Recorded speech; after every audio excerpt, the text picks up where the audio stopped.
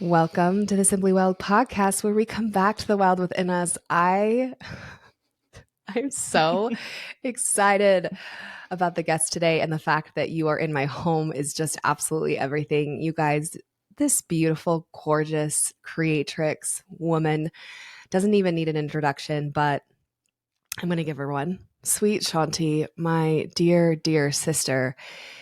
I met her 2 years ago. 2 years? Has it been 2 years now? I lose track of time. I know. What is time? What is time? What is time? time? Doesn't exist. So Probably 2 years. It's been about 2 years. But before that, I think I found your Instagram about 3 years ago when I was really kind of going through the depths of a deeper awakening, deeper initiation. And it wasn't even through your memes, which we'll talk about, because it's the way that you're able to make fun of and also sympathize with people and what they're going through your humor is just amazing. But also, I actually found you through one of your mirror work videos, and you were in front of the mirror, in front of the camera, and you were doing light language with your hands, and you were staring at the camera. And immediately I was like, I have to go. I have to meet her. Like, I knew we were connected in some way. So I signed up for one of your roundtables and made my way to the depths of Costa Rica and came to your dragon house. And really, the rest is history. You and I connected and bonded through tears, through stories, through magic. And since then, truly one of my dearest friends. And we actually, this is a really special moment for both of us because we are recording from a really tender, open-hearted space as we have just sat together with grandmother Medicina. And now we get to be here. She and her beautiful partner, Eisen, have come, her husband, and stayed with me for a few days. And we were like, let's do it. Let's record a podcast. So without further ado, this is the stunning thank you, Sister Shanti. Sadie. I'm so happy to be here. Yeah, it's going to be so beautiful. Oh my gosh. We have so much to talk about and so much to say, and we're just going to let Source and God guide us through this journey. But, the first thing I want to say, or, even just the first direction is I really want to just give you the time to talk about who is Sister Shanti? How did you get here? Like, we have all the time in the world. So let's just what's alive in your heart right now? Like, how did you become who you are now? That question. I know. So I'm trying to tune into how far back I want to go. It really started in 2017. That's the day, March 19th, that I really talk about as my awakening. And people wake up in different ways. Some people, it can be through a teacher. Some people, it can be through something really hard that they go through. And then for me, what I call it is a spontaneous awakening. So I had been in sales and marketing and just really partying and doing the cocaine and the alcohol and all of the things. And I went to South by Southwest in Austin, if you know what that is. And it was like a 3-day bender. I was up for 3 days, which is crazy. And I woke up and, only sleeping for a few hours. And my friend had visited me, my good friend from middle school and high school. And she had visited me the night before, and I had already been up for 2 days. And she ended up driving back to San Antonio because I was just a mess. And I was like, I want to keep going out. And she was like, what? She was just confused. So she ended up driving back. And I woke up that morning and I heard this voice, and I had only heard the voice once before. And the one time I had heard the voice before was when I was pregnant with my son, Will. And I was 20 years old. And I took a bath, and I remember being like, what do I do? What am I going to do about this? And my body levitated out of the bath, and I could see myself looking down at myself. And it was like, do not touch your body. Do not. And it was this outside voice though.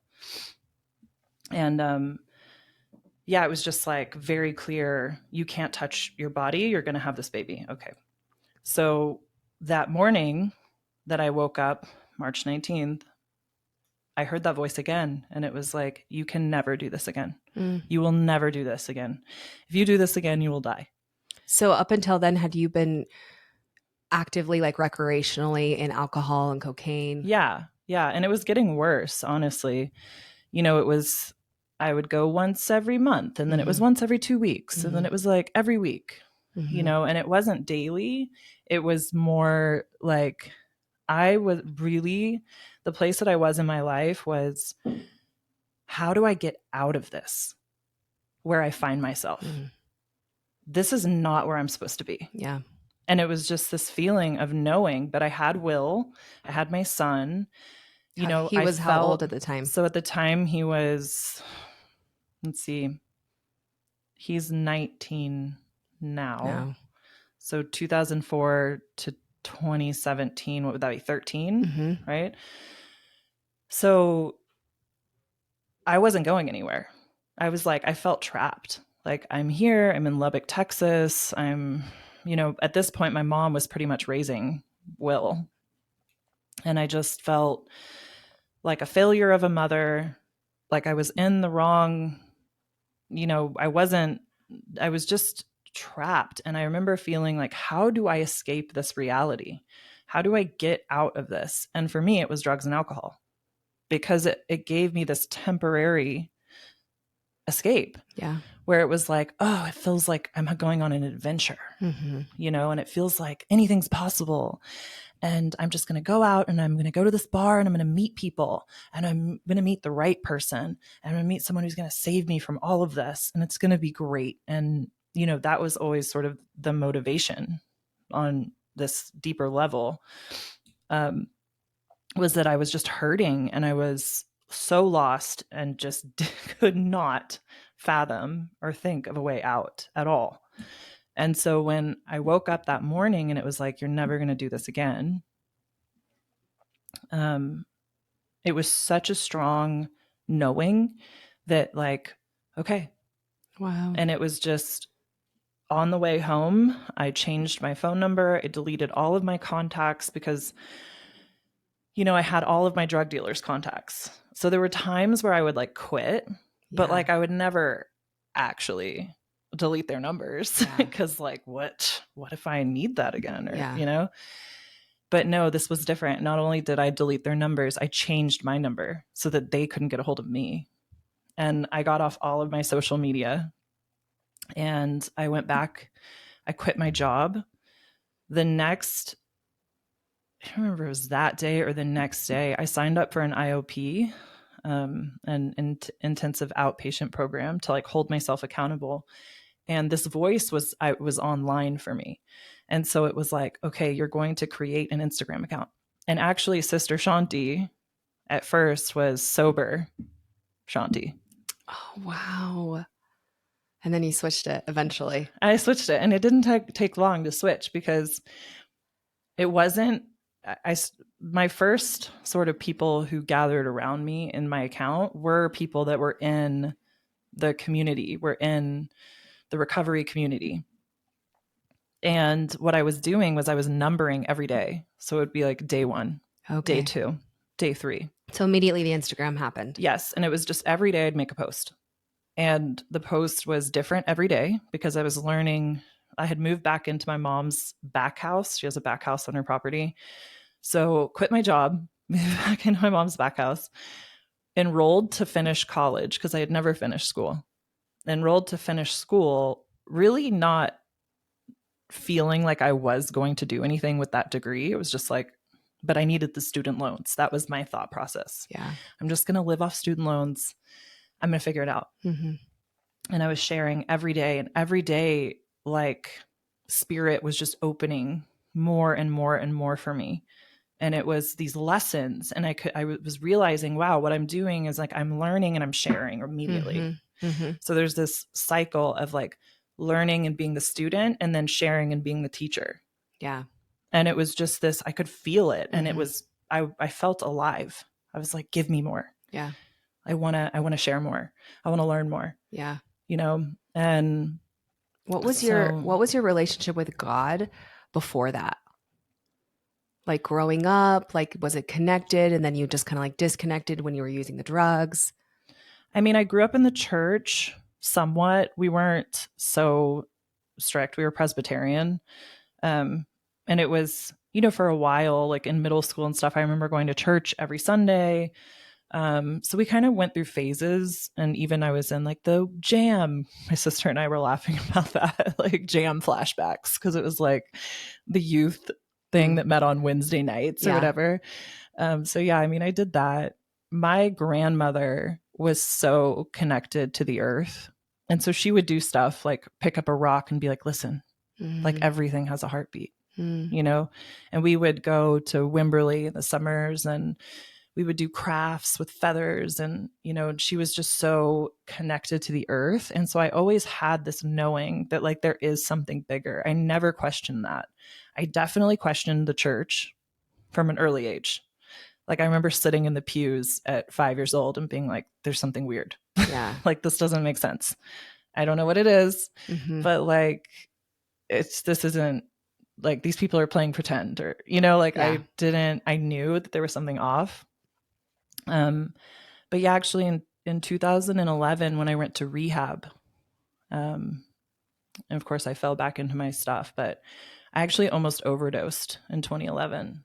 Wow. And I had to call my mom because it was just another night of cocaine, alcohol, but I don't remember how many days I had been up, and I had work that I think at like 3 p.m. or something. And it's like early in the morning.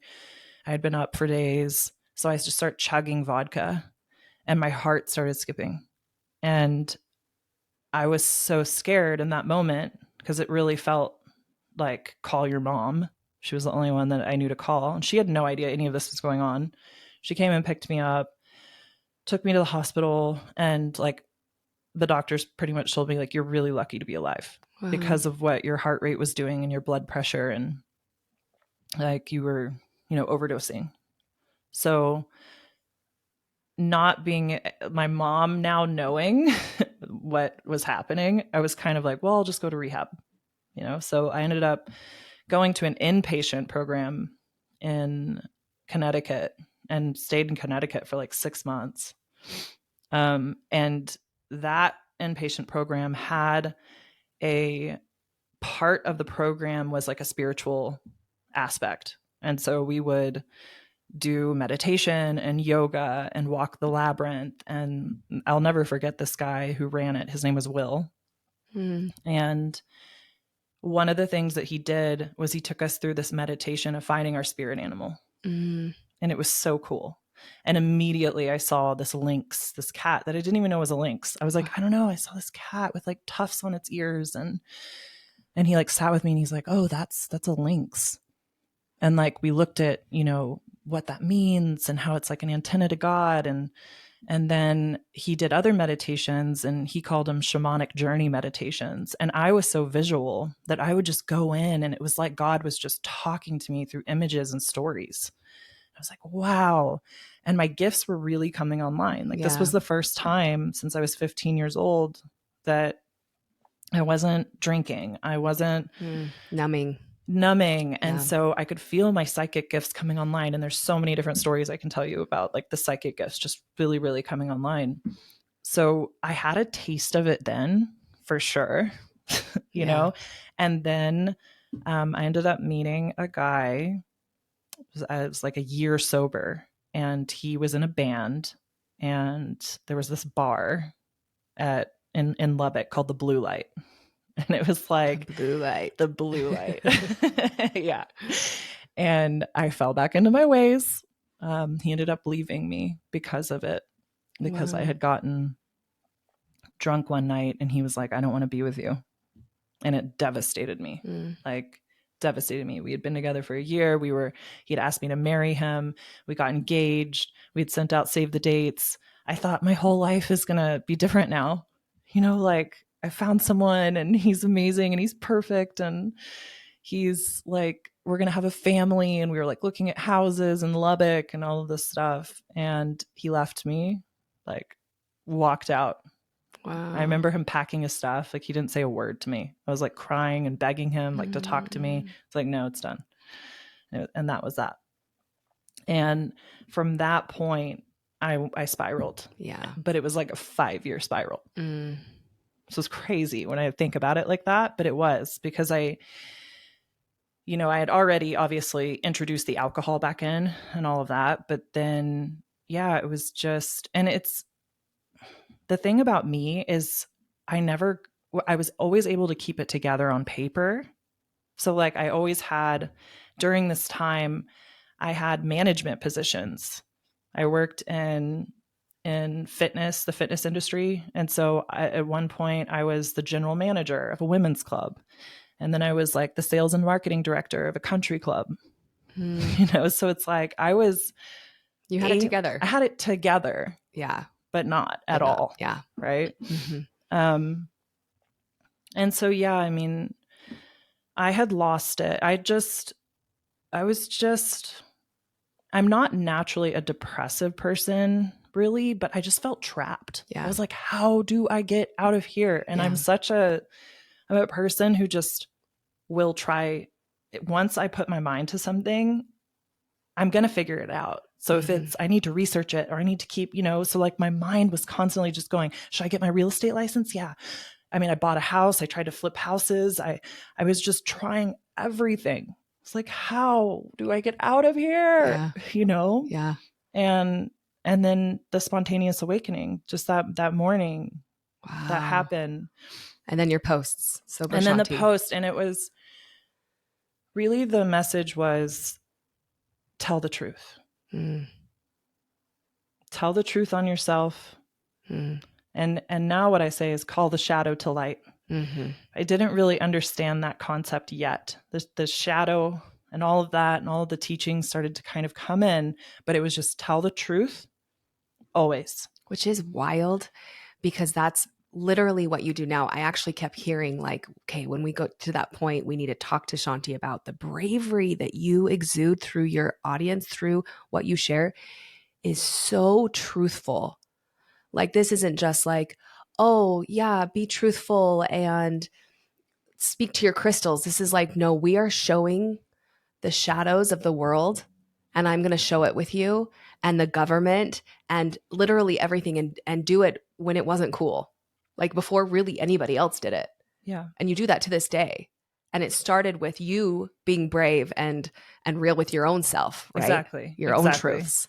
Because if you don't start there, it's just too overwhelming. Yeah. Because you care way too much about how other people are going to perceive you, what they're going to think, what's going to happen, what are the repercussions going to be? Oh my God.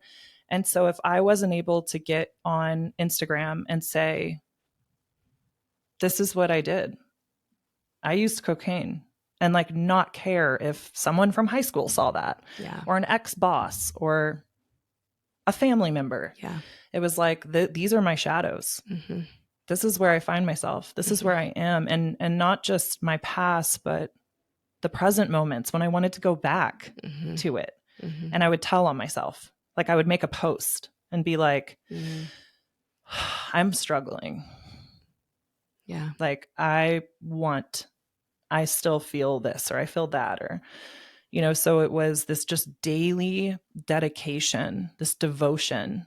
And that's this devotional practice of just every single day making a post, right? And telling the truth. It's with that devotion that God just continued to give you more truth, which is why now I see you now as this like divine truth speaker. And it was like, okay, one truth opens up another door to another truth and another truth, so that you can really stay strong and then have and help people be brave enough to do the same. So you've become this incredible truth seeker by speaking that. And you have this Instagram and then you shift to Sister Shanti. When did that happen? I mean, right away, I understood that the voice that was coming online for me and these teachings that I was hearing and that I was able to take in and share with others was divine. This wasn't just something that I was making up, or no, it was this greater energy that I could feel, this intelligence that was moving me. And so, yeah, I mean, it was pretty quick. Yeah. Within probably like a month. And then within a couple months, I had someone write me and was like, "Do you do readings?" And I was like, about to put no, because I was like, didn't, you know? And so I remember like grabbing the phone. I was going to write back, "No, sorry, like I don't." And again, that little nudge, that voice was like, "Yes, you do." Yeah. And I'm like, okay. Even your psychic stuff from 15, you're like, okay, yeah, I can do this. Yes. And it's like, what do I charge? You know, so I had to go through this whole, there's just been so many lessons that have come from me walking the path. Yeah. Just every step was a different lesson. Okay, well, $30 is what I charged for my first reading. And I literally read her for like, I don't know, an hour and a half or something. And she told her friend, and her friend told her friend, and this and that. And all of a sudden I had 20 clients who were coming back to me again and again and again. Yeah. And at that point it was, tell the world what you do. And I was like, oh no, I can't do that. Yeah. You know, so then it was another edge. Yeah. Put it on your bio. Yeah. I'm like, I can't put that on my bio. That's crazy. Yeah. You know, but then it was like, yeah, put it on your bio. How are people going to find you? How are people going to even find you if you're not claiming who you are and what you offer? If you're not showing your frequency. Yeah. And I'm like, fine. So I, you know, in the beginning days, it was like psychic medium. And then the astrology aspect came in, you know, because I learned very quickly that even the psychic medium work that I was doing was so energetically draining, because I was just opening my field up for any information to come through. It was just like wide open, right? Yeah. So when you think about the Akashics and the, you know, parallel lifetimes and your ancestors and your spirit guides and all of these things, and the stars like included, like a sandstorm. Yeah, is the best way I can describe it. And you're trying to find things in it, you know, and it's like, oh, and you're just like kind of sifting through, and it's a lot of energy. And so what I realized was, wait, if I use astrology, if I use the chart as a tool, I can go into certain placements and say, speak to me through this. Yeah. In the same way that some people use cards and they say, hey, you know, spirit, speak to me through this, these cards. So I realized, okay, well, I'll do that with the chart, the birth chart. And I'd always been connected to the stars. I got my first astrology book when I was 9 years old. So it just drops in truth after truth and clearly being able to help people. Yeah. And it's like, it's such a big thing. And then it just slowly starts to siphon by using the stars. It's beautiful. Yeah. Yeah. So I just used it as this tool. And then that became really successful. And I was charging, I think, $444 a reading or something like that, which at the time I was like, wow, massive. Like, that's huge. And people are paying for this. And I had a wait list. I had like 50 people on my wait list, you know? And then how many followers did you have at that time? I mean, when I first started reading, I had like 1,000 followers or something. Like when someone first reached out to me, it was like, do you do readings? That just goes to show, like, I wanted to make sure to bring that to light, because people wait. They're like, oh, I want to have this many people or this many people. Literally, all it takes is the bravery to say, I have a gift. I'm on the path of truth. I'm willing to speak my truth. Let me help you find yours too. Yeah. That's it. And literally just being a channel and vessel for God. Yeah. And the more you are willing, I always say this whole path, it's 95% willingness. Yeah. It's just showing up. Yeah. That's it. Yep. Like, you're going to, as long as you're willing and brave enough to show up, everything else will follow from that point. Yeah. Yeah. And by doing that, not only are you blessing and helping others, but your frequency becomes so clear that you start attracting things that help you not just on your path, but also help you live the dream life. Yeah. That's what happened to me basically Should we go into the Costa Rica stuff? Let's do Dragon House. Okay. How did we get there? So we got there.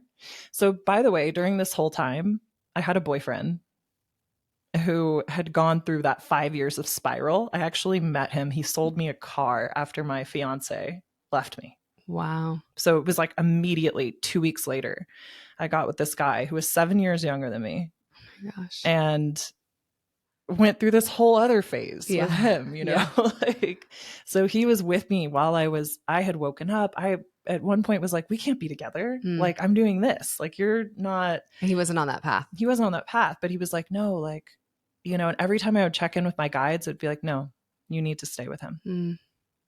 I didn't really understand why at the time. And I love him. And also like still keep in touch with his dad, who's like my second dad. I love it. You know? And so we have nothing but love for each other. But basically through all of this work that I was doing with people, I was having very vivid dreams. I was going in and having visions during meditations. And one of the things that I was connecting was Spanish. So there was always either I was dreaming in Spanish or it was coming through really strong in meditations. And then I would see these visions of a beach, a sandy beach, and the jungle, like thick jungle. And I'm like, where would this be? And I found out pretty quickly that the only two places on earth that have beaches like that aren't just like rocky, but are like actually sandy beaches with jungle right there, Spanish speaking, is Belize and Costa Rica. And so I'm like, okay. And started to kind of do this. I do this mapping thing with my hands where the energetic will pull down on a map. And it kept pulling me to the bottom right of Costa Rica. I'm like, what is down there? And it was Puerto Viejo, the old port, which is a whole crazy portal. It's a whole portal. It's all horrible. Yeah. And so it was like, go there. And I was still on student loans. So I was going still in school. Actually, after I got my undergrad, I then continued to get my master's. So just racking up the student loans, but you know, my business was kind of there, you know, but not enough to like pay for my apartment and my car and all the things. And so I had maybe, you know, I had however much they give you for the semester. And it was like the beginning of the semester. And it was supposed to last me the entire semester. And it was like, no, you're going here.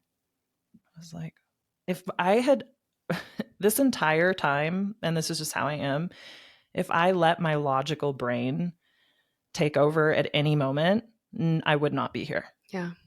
It just wouldn't happen. I had to have so much faith, free fall, trust. Yeah. And okay. So first Airbnb that popped up, I booked it, went to Puerto Viejo, ended up running into the guy who ran the Airbnb, who happened to be a realtor. And one of the things that Spirit told me before I went was say yes to everything. And so when he said, hey, would you like me to show you around to some houses? I was like, yes. I have so much money. Of course. I had, you know, just the money from the student loans, terrible credit, no savings, no real job. Yeah. You know. Absolutely. I'll buy a mansion. Yes, please take me to the houses of Costa Rica. Yeah. So he took me to his friend's house. And the house was beautiful. And I just remember walking on her property and being like, one day I will have a house like this, totally. You know, and like taking videos and pictures of everything and just being like, wow, this is so cool. I mean, it had like this real like Adobe feel. And my grandmother was from New Mexico and she always had, you know, like all of these kind of like Adobe type things. And the house was like that. And I was like, I felt my grandmother there. There was hummingbirds around me. And I sat with the woman, the homeowner, and we just kind of hit it off. And we were talking and talked about astrology. She's a triple Leo. I was like, oh, you know, we're just talking. And then that night I went back to the Airbnb, and the realtor came over and was like, she wants you to buy her house. And I was like, okay. And he was like, you know, she needs a year to build her new place. So she wants to still live in the house, but she'll give you a year to come up with a down payment if you can put something down now in good faith and sign the contract before you leave Costa Rica. Wow. And I don't even remember the exact amount, but it was under $10,000 that I had, probably like $7,000 or something. And it was all from student loans. And it was student loans. I was like, I have $5,000. Totally. I have $5,000 I can put down right to now. pay for chemistry, except a house. And he was like, okay, yeah, she accepts. And so I had to come up with another $75,000. Oh my gosh! Before the end of the year, and whatever money I put towards it, I wasn't going to be able to get back. So if I only came up with $40,000, I was out $40,000. That was in the contract. I was like, yeah, I can do it. I can do this. Wow. So I signed, and I went back knowing that in 1 year I was going to move to that house, that property in Costa Rica, and that this was completely divinely guided. And I, again, not knowing why I had to move there or what was going to be going on there or what, but yeah, and my business took off, and the 75,000 came easily. And so more psychic readings. I was doing probably at that point 4 to 6 2-hour readings a day. I had this little room in my apartment, and I just put all of my crystals and all of my things in there, and I was just like having to move so much energy and clear, and you know, it was just, I mean, I'm a generator. I know you're into human design. I'm like, no, there would be no other way. I'm listening to you and I'm tired. I'm like, never again. But yeah, I was doing those $444 readings, and wow. I just was saving, and you found yourself at the Dragon House is what you called it. I found myself at the Dragon House. Yeah. And that was also a huge initiation, even moving, because I wanted to take my son, Will. Mm-hmm. At that point, he was 15. And yeah, I had been sober for 2 years. I had been, you know, I got my degree. Now I was getting my master's. I was killing it. I'm doing my business, all these things. And I was like, I'm ready to be his mom, mm-hmm. you know, and throughout that time as well, we've always been close. My son and I, we have such a special relationship, mm-hmm. and it's because of how special he is. He is just an angel. You can see it in his pictures. He's an angel. Yeah. And anyone who's around him is just like, oh my God, I love him, you know, because he's just really special. And so we've always had a close relationship. And when I told him about Costa Rica, he was excited about it. He's like, that's so cool. Like, I want to go, you know? And my mom had pretty much raised him in terms of making sure he was at school, making sure his lunch was packed, making sure that he went to baseball practice. That was all my mom. Mm-hmm. You know, I almost felt like a sister in a way, like I was around. Mm-hmm. We had a relationship, but I wasn't the responsibilities of being his mom. I had sort of just stepped back and allowed my mom to take over. Yeah. Because I didn't feel worthy. I didn't feel capable. Interesting. And I was just like, you can do it better here, you know, and everything's perfect. Well, I was going to say how perfectly divine that was too, one, and also what a gift to have a community. Because I do think that really helps when, you know, we're doing this all alone. It's not for, I mean, I think some women use it as a badge of honor, but also like, what a gift to have community within your family, because we are like epigenetically, she's absolutely connected. She had him in your womb, in your room, right? Yeah. So it's like, what a gift to be able to have that. And then it always worked out because of Costa Rica. Yeah. I know. And I couldn't see it at the time, the gratitude has really come now because of being able to go to Costa Rica, meeting Eisen, all of these things, you know, that I wouldn't have been possible if I was a single mom and didn't have help. And she has given him a life that is just incredible, you know, and he's just such a good man. He's just he's 19 now, which is crazy. But yeah, so 15 years old, the plan, at least in my mind, was that he was going to come to Costa Rica with me. And I had tried to have a few conversations with my mom, and she was just sort of, that's not happening. Like, no, you know, and I would get really frustrated because I'm like, it is happening. Yeah. And I had legal custody because we never, you know, had done anything legal or whatever. So being his mother on his birth certificate, like I had legal custody of him. So I kind of put my foot down and I was like, no, you're coming with me.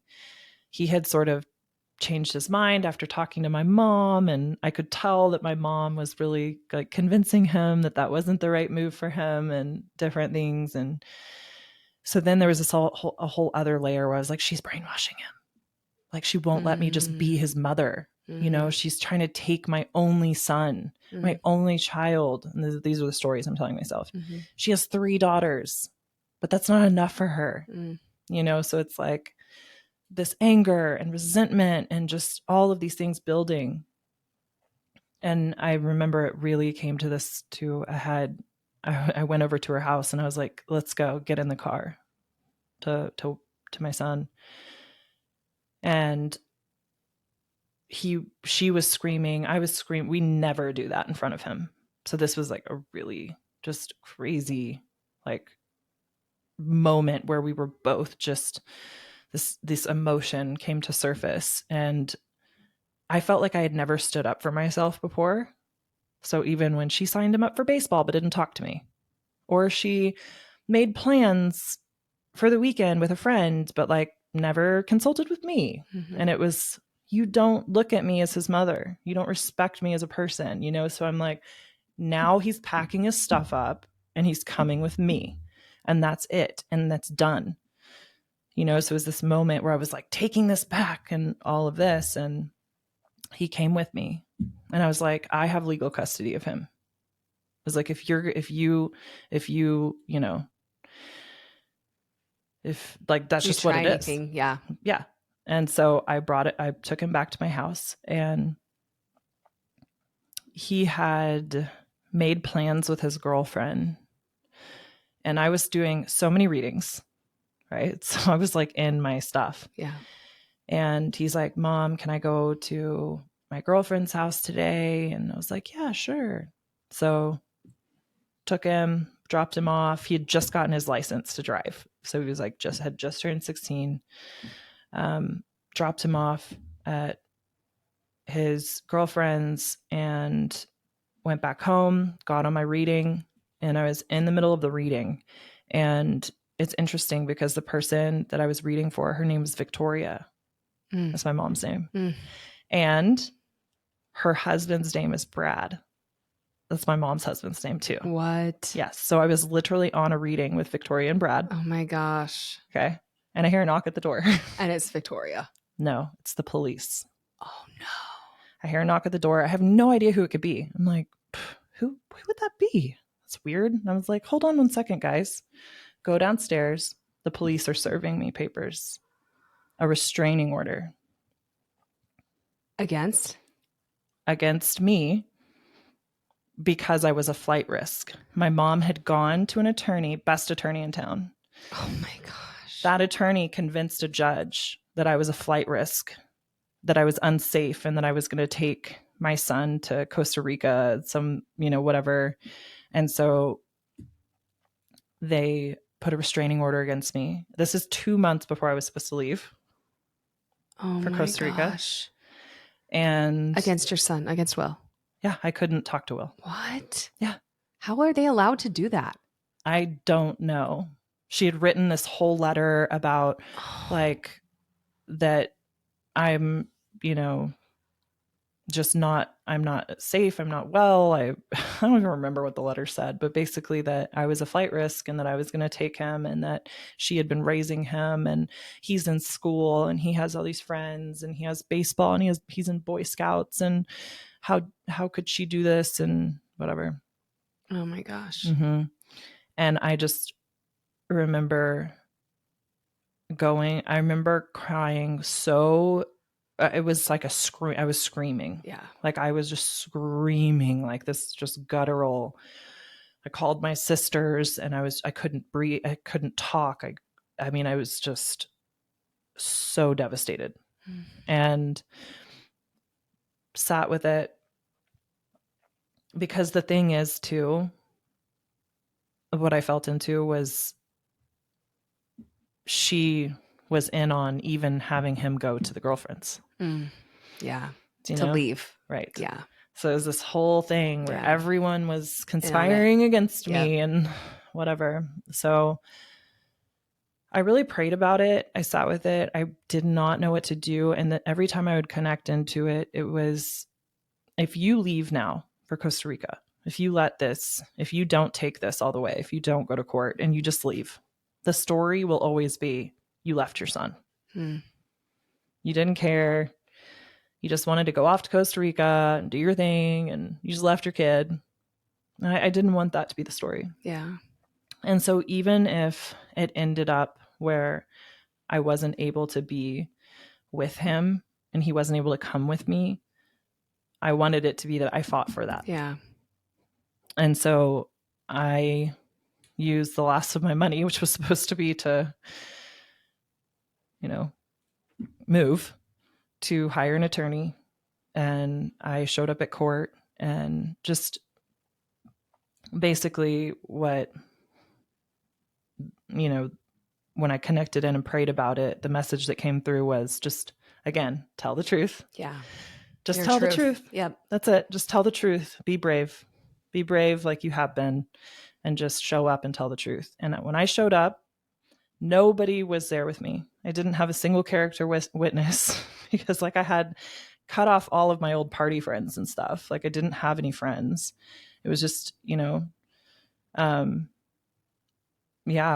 it was just me. And then she had her neighbors, his girlfriend's mom, her sister, it was just this whole entourage. Wow. And so they were all there in the court, and I took the stand first. And the first thing that he asked me was, so you think you can talk to dead people? Oh my gosh. And so I was like, this is where it's going to go. Yeah. This is who I look like to this them. is it. What'd you say? Yeah. Yeah. My truth. Remember my truth, even if it looks so crazy. Yeah. I said, I believe that we can speak with those who have crossed over. Yeah. And yeah, it just went from there. They had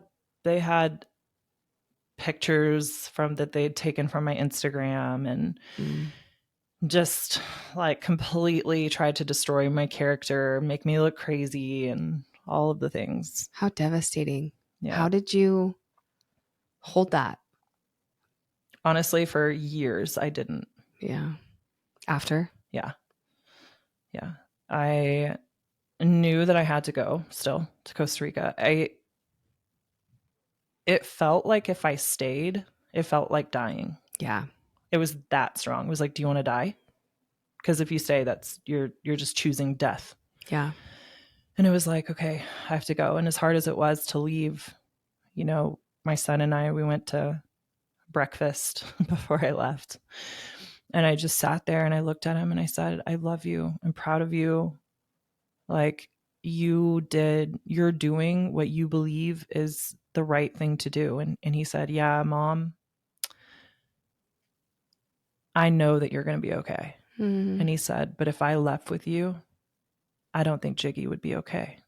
And that's what he calls my mom. And he's just so wise.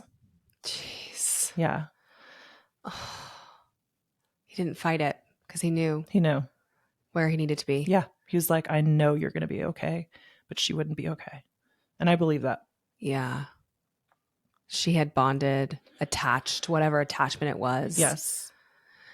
And I also think about what the calling that you have and the voice that you have and the initiation into saying, I'm doing this, could not have been any less. Like I look at the initiation into choosing that and to choosing not just you, but your calling with the depth of what you were called to do. I mean, it's just insane. Yeah. Inspiring. It's been one initiation after another. That was a huge one. And then it was, moving there, and I had brought someone with me, a woman that, back in the day called everyone sister. I was like, you're my sister. You're my sister. Everyone's your sister. I'm Sister Shanti. Totally. We're all sisters, And I am an older sister, and I have 3 little sisters, so Sister Shanti I am a sister. Yep. I have 3 little sisters. But yeah, this woman who we had a history with partying and stuff, and she was still wrapped up in all of that. But I had always just thought she was the coolest, and she had this salon, and she, the way she dressed, and she was just so cool, and she was super into design, and her homes were always so beautiful, and all this stuff. And I'm like, you should come with me, so this was another huge initiation. But she came. She ended up bringing this guy that she had met like a week before or something, which was a complete disaster and only lasted for a few months. But I mean, she was still drinking wine. I had been sober for years, and she was like popping Adderall and drinking wine. And I was like, that frequency what am I doing? Yeah. And she ended up, getting sober herself and whatnot. There was just a lot there that, for whatever reason, that crumbled, and we parted ways. And that was like a painful karmic thing as well. So that was another huge lesson. Yeah. It's like all these relationships that come up in your story. And I say that because I do know parts of your story and you've shared it publicly, but it's like each of them show up to give you a lesson of how to go into the next initiation of who you are, really stepping into that path. Mm-hmm. And I just actually want to go back for just a second and speak on, because we have a lot of mothers in this audience, and so many of them hold themselves back because of this idea, including myself. Like I consistently was like, I'm a mother, that's all I can be. But if your child is loved, there is so much more capable for you. But you have to be willing to be brave enough to do it. And I actually believe that we kind of hide behind our kids. I believe we make excuses because of that. But if you have the drive and the power and the desire to do something, and God is calling you forward, you can be both. Like literally, God has created a path through Victoria, that's your mother's name, right? Yeah. To be able to continue to do both. And I see you and Will together now, and oh my gosh, it's so beautiful. And you can see that he understood all the ties, and you're still together. It's like this energetic motherhood where you were always still sending him love, even though you weren't there in the physical. Yeah. Yeah, for sure. And anytime I would tune into it, it would be like, be everything for him. Like be everything. Yeah. Not just like your presence. He needs you to like live your dreams. He needs you to make a mark. He needs you to like do big things, because that's going to be the legacy. That's going to be worth it. That's going to be what he remembers. That's who you're going to be to him, and you're going to give him permission to do that. Mm-hmm. And it was like, oh yeah. Okay. Yeah. And if I had just said, you know what, whatever, I'll just stay in Lubbock. I'll go back to working at a gym. It's better. Yeah. And it's not. No. For me, it wasn't. Yeah. For some people, we all have different paths and we're in different places in our soul's journey. But for me, it was, oh no, you're here to do big things, and he's here to witness you. Yeah. To witness this, to have permission to walk his own path that is big. Yeah. And that's so brave.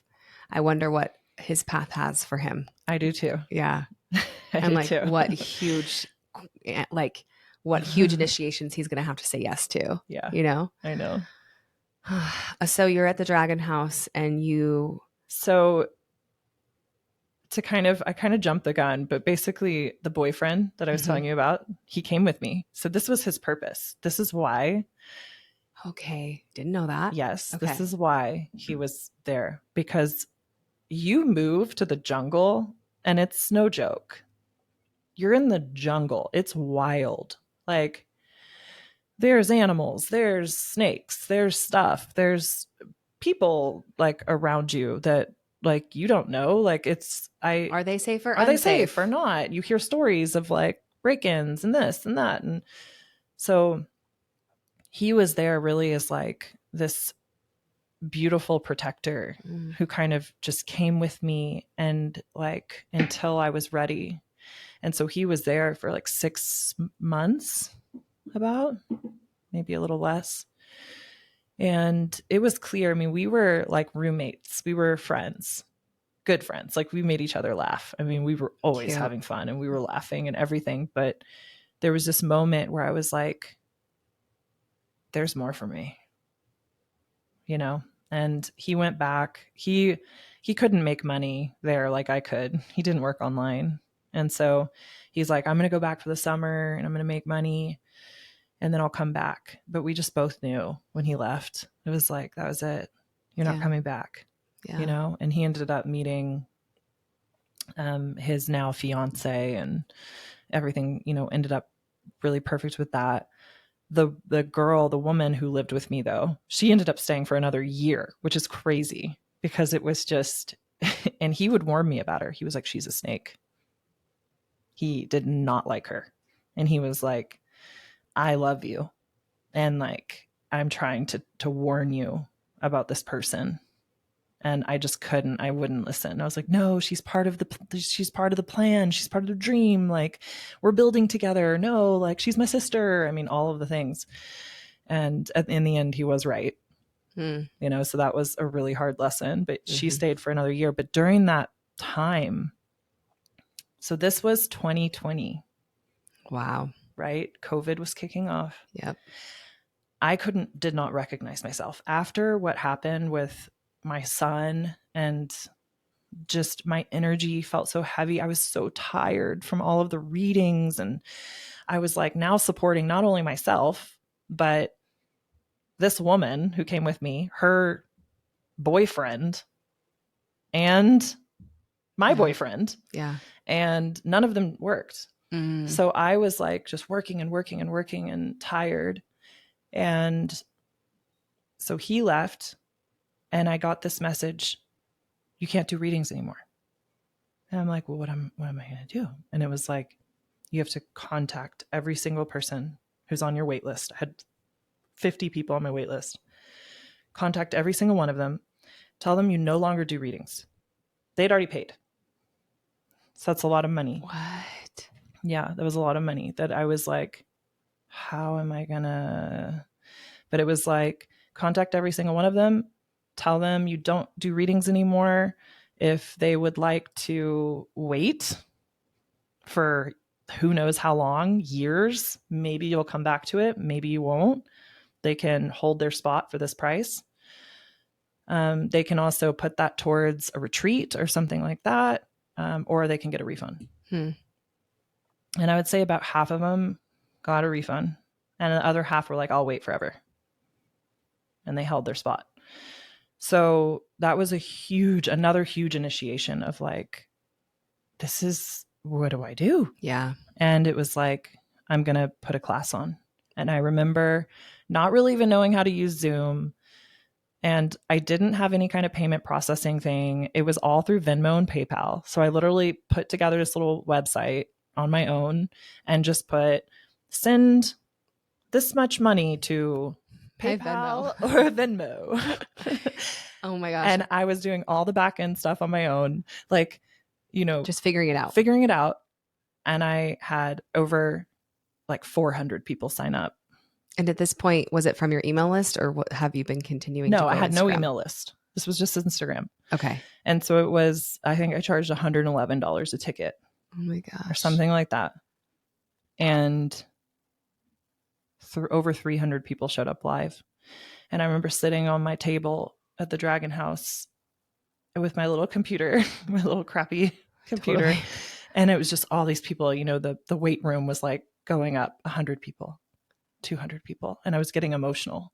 And I was like, oh my God. And I was so afraid of speaking. You could never know. But back then you were. I was really afraid of speaking to large crowds. Wow.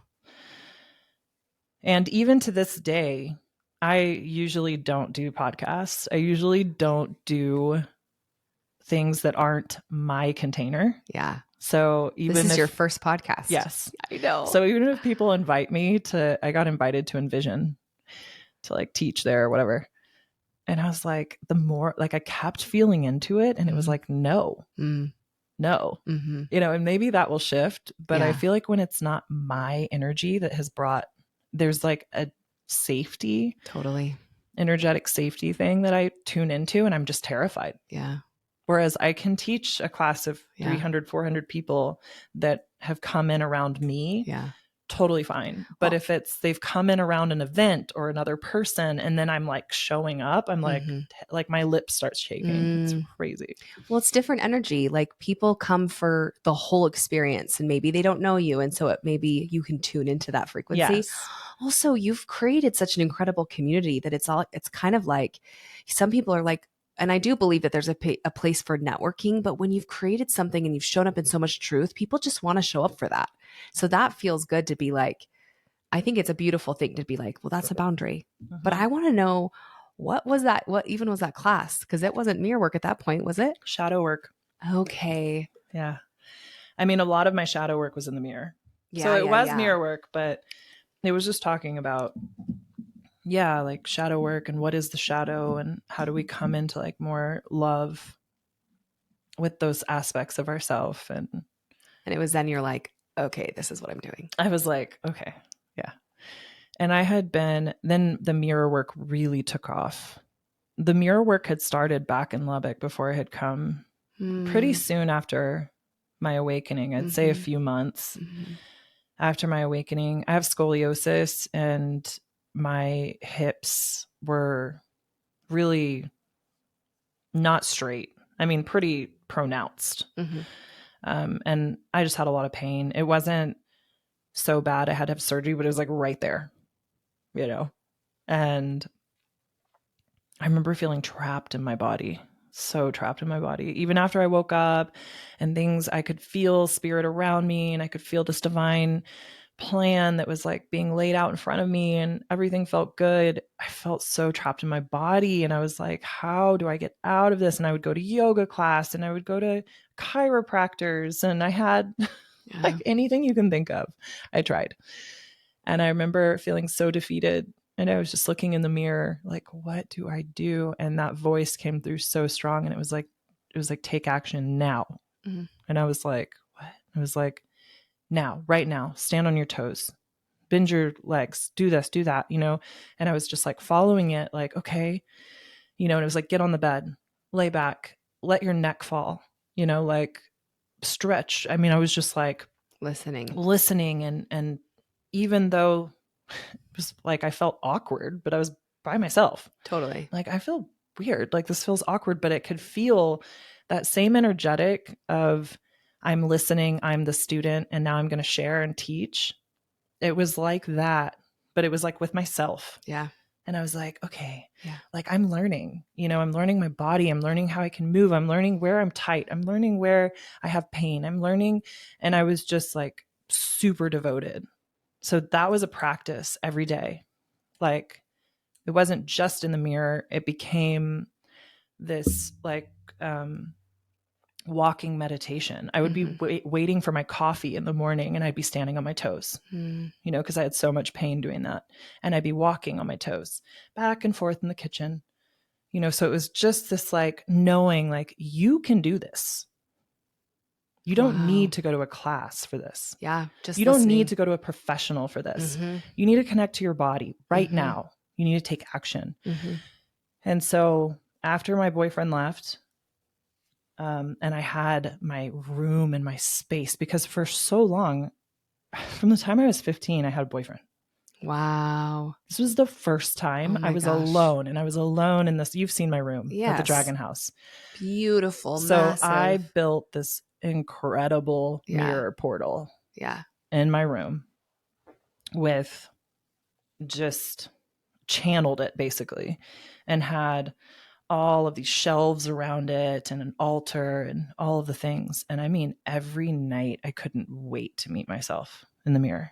And every night I was discovering new things. And I was tapping into new parts of myself and remembering who I was. And I was playing with scarves, and like, it was just, I was going so deep into the mirror. Mm-hmm. And that's when the mirror work really took off, because when you see the before and after pictures that I'll show, that was the beginning of 2020 to like August. Mm-hmm. So you're talking about May to like August. Yeah. Of me being in my room in complete devotion to myself, in my own space, in my own energy for the first time ever in my life. And being like, so like, it was the greatest adventure. Yeah. I miss it. And you could tell that, like you could see that, like it was like you were bringing all the parts that you had maybe given back to yourself, and also remembering.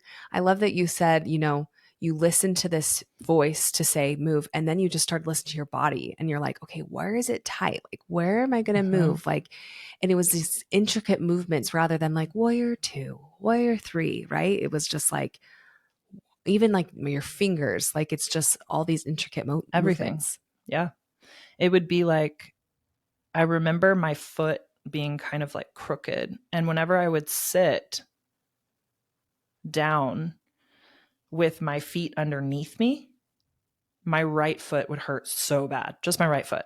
And it was because of my scoliosis. It was like kind of turned. And so instead of being like, oh, that hurts, I don't want to sit like that, I'd be like, I'm going to sit like this, and I'm going to continue to move and go deeper and deeper and deeper into that area. Into the discomfort. Into the pain. And it was like, follow the pain. Right. So that was another like huge message that I teach in shadow work and mirror work, is like, you have to go towards that. You can't go away from it. And like, it's a continuing of moving towards where you're feeling the discomfort or where you're feeling the pain. Yeah. And as you continue to move towards it and towards it and towards it, you'll start to notice that that's what it's been missing. Yeah. Is just your attention, is just your love. That's why it's screaming out in pain. It's yes. Like, look at me. Yes. And it really, that's like where so much healing comes from. Wow. Yeah. So then as a student, you get to experience that, and then you bring it to your students. Yes.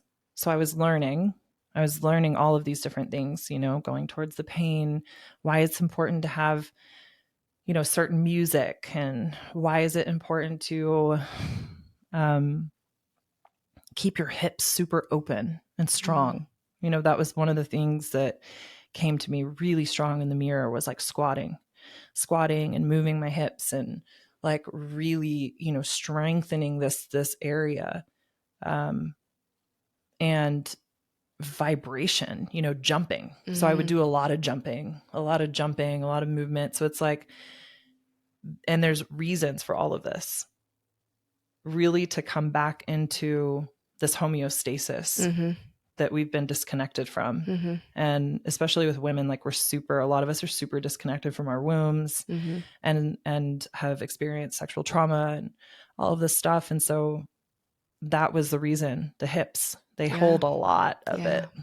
Yeah. You know? And it's like, how many women have actually sat or stood in front of a mirror in a deep squat, opening themselves to themselves? Yeah.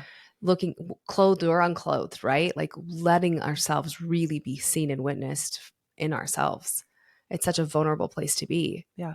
But it belongs to us. Yeah. And reclaiming that and letting go of whatever it is that, you know, holds that. Yeah. And the patience and the kindness and the care that you have to have for yourself to walk yourself through that, you know, and it's hard. And it's like, this is hard. It hurts. And being able to say, it's okay. I'm here. I'm not going anywhere. I love you. you know, doing that for yourself is such a gift to you, to your shadow who's been crying out in pain and just wants you to look at her and wants you to listen to her, you know, and that's the mirror work. That's the journey, is just being like, I've got you, babe. Yeah. I'm not going anywhere. Yeah. I'm right here. Yeah. And you can see in that moment in your own eyes that you're the one that got you there in the first place. Yeah. And if we can continue to come back to that, really ourselves, holding ourselves, I mean, it's impossible to hide truth, come to our truth, be brave enough to speak our truth, right? It's just like all waterfalls. So of course you would be speaking and sharing from the mirror. Yeah. Because of the truth even that you hold and carry. It's just so powerful. Yeah. And through the mirror, you've been able to attract, you know, I mean, you've helped hundreds and thousands of women come back home to themselves in the mirror. It's been extremely successful. It's just a piece of your business. And also, you know, you've called in your divine union. Yeah. So one of the things when you start doing this work and the shadow work and the mirror work and this really deep love, and you're giving yourself this love and this attention, and you're your best friend, you are your own lover. I mean, you're filling your cup and you are overflowing and you are magnetic. And so what starts happening is you start to magnetize in different people, you know, want to kind of come and be around your energy because they can feel it. It feels safe because it is safe. It is. Yeah. Because you're embodied love. Yeah. You don't need anything from them. Right. Right. So they're like, "Ooh, I like this," you know, and they're kind of like coming towards you. And so you can magnetize in a lot. The thing that I learned, so this is another initiation. Yeah, totally. An edge. Yes. Is I did my first retreat. It was in September. So again, I'm like at the height of like my mirror work journey. I'm on fire, like so much love for myself, love overflowing, just so much to give and no boundaries. What I now understand and know as my inner king, which Eisen's done a class on, which is just so important to have not only the magnetism, but the clear structure of protection the discipline of that. Not against, but with the love that you've now found with yourself. That's part and an extension of the love. It's, I will protect you. I will speak on your behalf. I will make sure that you are safe. I will make sure that you are heard, that you are cared for. And I hadn't learned that lesson yet. And so I had 12 women come, and I had let this woman into my life because the other woman had now left. So she left.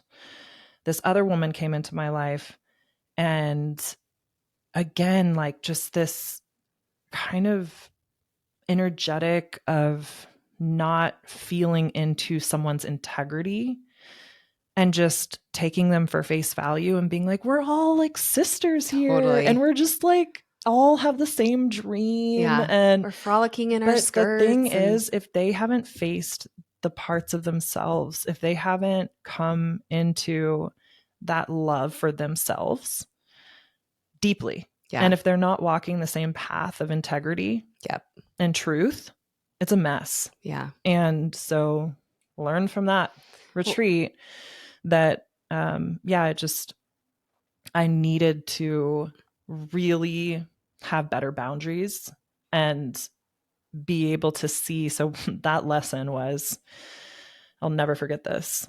Because she still wanted me to pay her after. And she had basically gone to a lot of women in the retreat and was trying to sabotage me, talking during the retreat, talking about me, just all different kinds of stuff. And afterwards, when she left, she's like, well, you still have to pay me. And I said, no, I'm not paying you. You're getting nothing from me. And it was like this moment where that was like your first boundary. That was it. Like because normally I would just be like, okay, so powerful. Here, like just take the money. I just totally want to deal with this. And I was like, no, you will not do this to me. You will not speak to me this way. This is what I've given you. This is what you got from me. And this is all you'll ever get from me. Remove yourself from my life. This is done. Wow. And it was like, that energetic that I was holding, where I allowed my inner king to speak on my behalf and like see how precious I am and that this is not something that's going to be tolerated. Yeah. Eisen came in a month later. Oh my gosh. It's the integrity. Your solar plexus was blaring. It was like that was the missing piece. And I see that a lot. And I'm sure we both in the spiritual spaces where everything's love and everything's light and everybody can include everybody. It's so dangerous. Yeah, it really is. Because we have to be so mindful, not just we for other people, but first for ourselves. Like you said, we need to be able to have ourselves, to anchor ourselves. And that integrity is like a whole piece and edge and initiation. Yeah.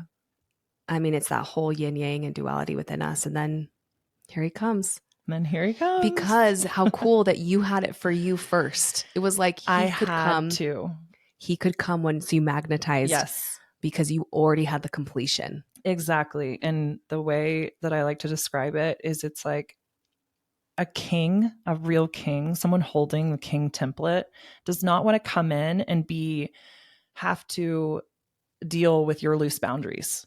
Yeah. He's here to walk beside you because you know how precious you are. Totally. And he knows that you are going to be able to have that self-protection, this energetic where you're not just like letting everything in and everyone in. Otherwise, it's like they're your babysitter. Yep. And no warrior king wants to do that. Yep. They just don't. Yep. There's a difference between holding that with you and pulling you along. And come on, don't you see how special you are? Oh, you don't have to do that. Oh, you don't have to give that to somebody else, right? Yeah. Like being able to, and the same goes for the king, being able to soften when they need to and hold the energetics of the yin and the yang within themselves as well. Yeah. I mean, it's a consistent piece of accountability, especially when you have said, yes, I'm literally dedicating myself to helping others. It's a consistent, integral piece of it's work. Yeah. It's discipline. Yeah. And since Eisen has come into your life, well, tell us about the Eisen part. I love the name part. We have to talk about that. Eisen.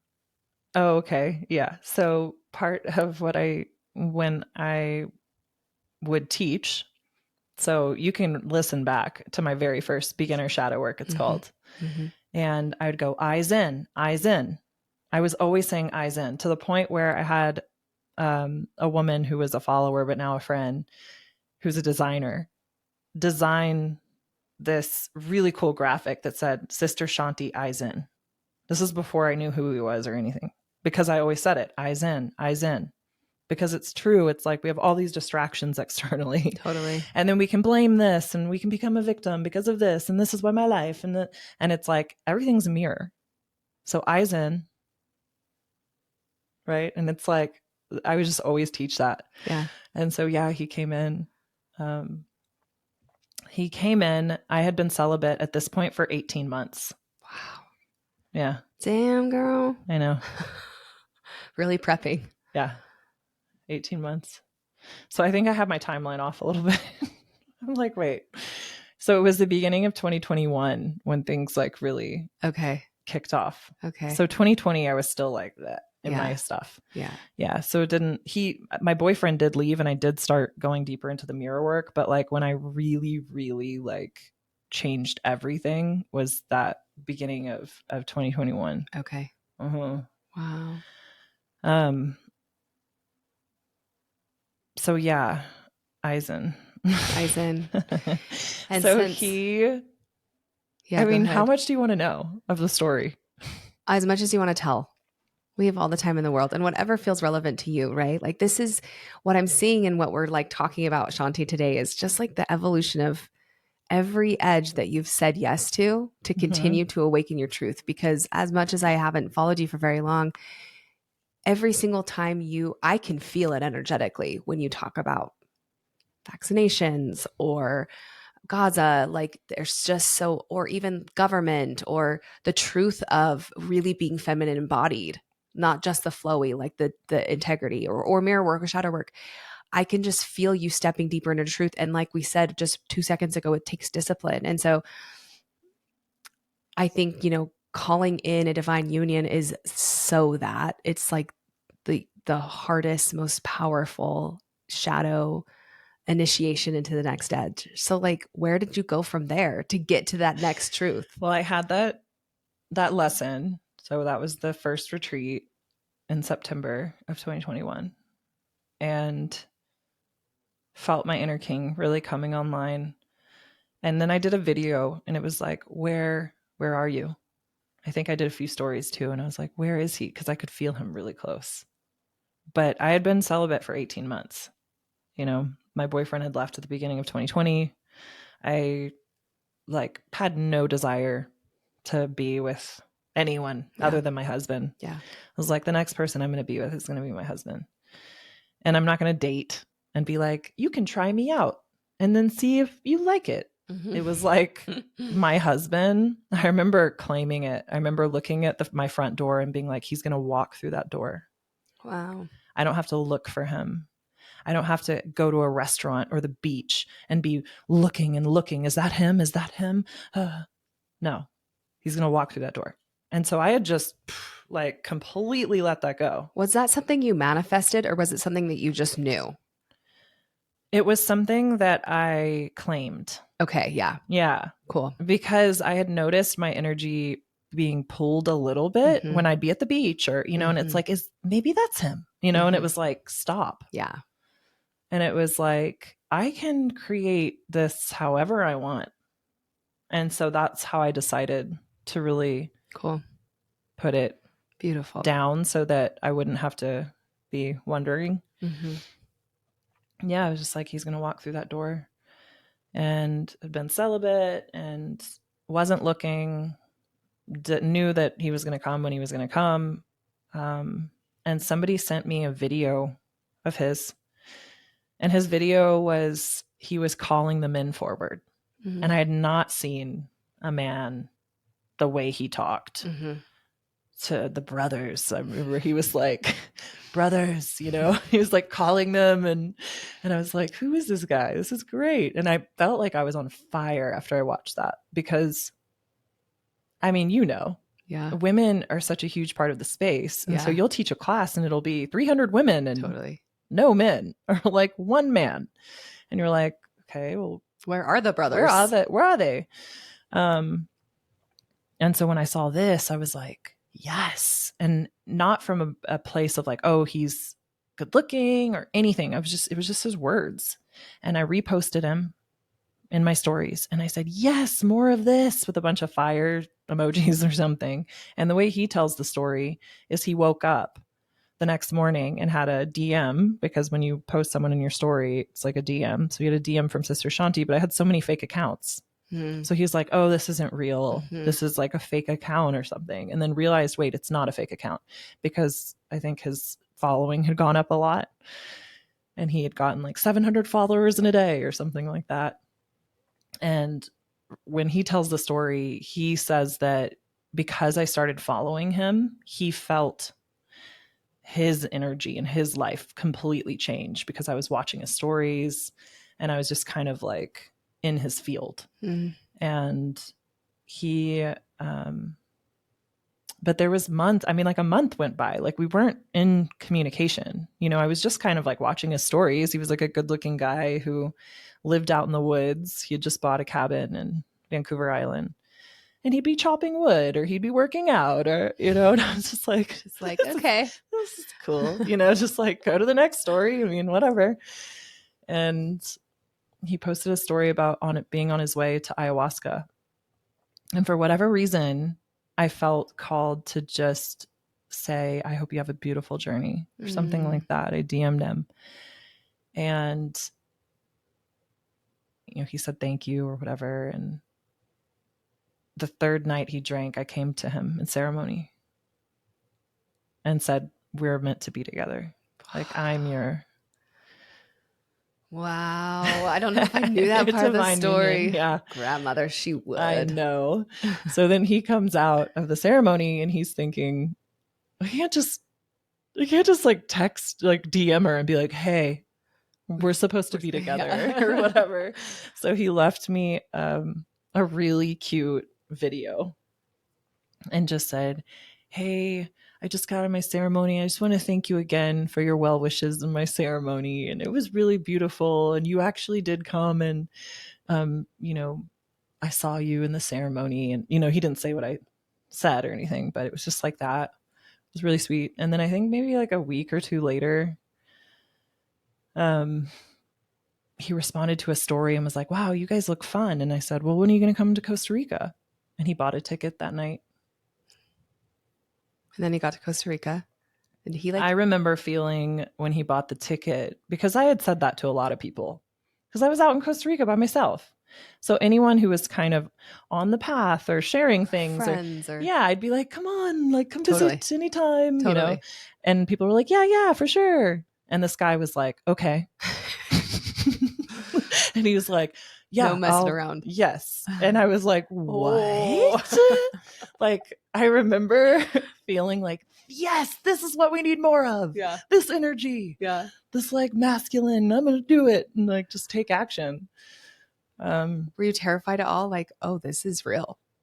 No, I was just like, okay, this is interesting. And then I said, well, we should probably talk. Yeah. On like, we'd never actually had like a call or anything. And so we got on a Zoom, and I remember telling him, we talked, there was one Zoom meeting. It was cute. And then we had another Zoom meeting. And it was cute. It was cute. And then in the second Zoom meeting, because it was cold there. So he's all bundled up in his like, stuff. And I'm like, but yeah, in the second Zoom meeting, because after praying about it, after connecting to his energy the way that we did on that first Zoom meeting, I was like, okay, either this is my husband and this is going to happen, or he's going to come here and I'm going to be so tempted by this man, and I'm going to be cheating on my husband.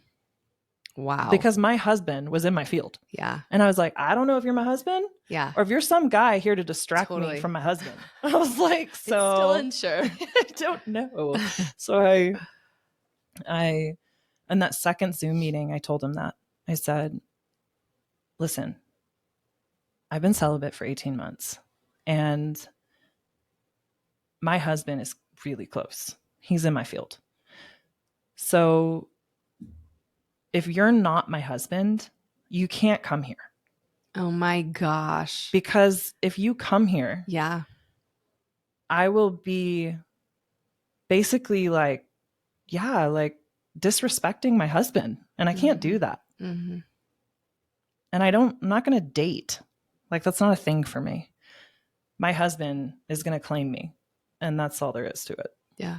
And he said, I'm coming. Oh my gosh. I'm your husband. That second Zoom meeting, he was like, it's me. Oh my gosh. This was another huge initiation for me. A new edge, like huge trust. Didn't know this guy. So I have to, in the 18 months of celibacy, were you like at the market and guys would hit on you and you were just like, no.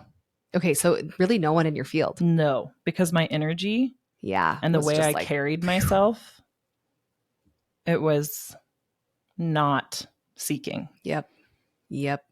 That's the boundary. Yeah. That is the boundary of the masculine.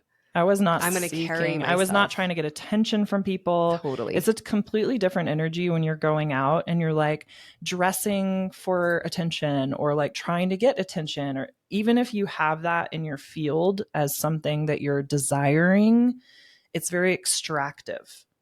And you will get the attention. Yeah. It won't be the kind that you desire. Yep. But it's this extractive feeling. And I didn't extract from anyone or anything. I just had such a strong feel. You're just in your own knowing. That I think it just kind of like, right. Like.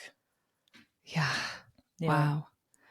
So he comes. So he came. And he was dieting Bobinsana, which is another really magical part of our story. I have a Bobinsana tree on my property and it blooms at night. If you've ever seen the so tree, beautiful. And it's these pink fan-like flowers that open up at night. And on the second story of my house, the Bobinsana tree just kind of floods into my upper balcony. And I had a mirror right there. It was my favorite mirror. And I would just be dancing to the Bobansana tree. Like when the Bobansana tree would bloom at night, I was doing so much transmutation work in that particular mirror. I could just feel, because a mirror is a portal. Yeah. And so and it's interesting in the spiritual space. People are like, and I do believe that, like clear mirrors, or but cover mirrors. Yeah. There's a they whole won't thing. even like look at it. Mm-hmm. Yeah. But instead you're like, no, let's go straight I'm like, in. bring it in. Yeah. I was literally like, I love it. I used to listen to this song that was like, Put the Weight of the World on Me is the name of the song. And I would just feel like all of the pain, all of the suffering. And I was like, give it to me. I can transmute it. And I was just doing a lot of like just fire work of like transmuting, a lot of grid work, just big energy of grid work and stuff like that. But in front of this particular tree, he was dieting. Yeah. Bobansana. Of course we had no idea. No. Right. So Bobansana had became, when we put it together later, after we were already married, we were like, oh my God, she was the vetting process. Yeah. Like this plant spirit was connecting to both of us and kind of, moving in the way that plant spirits can. Yeah.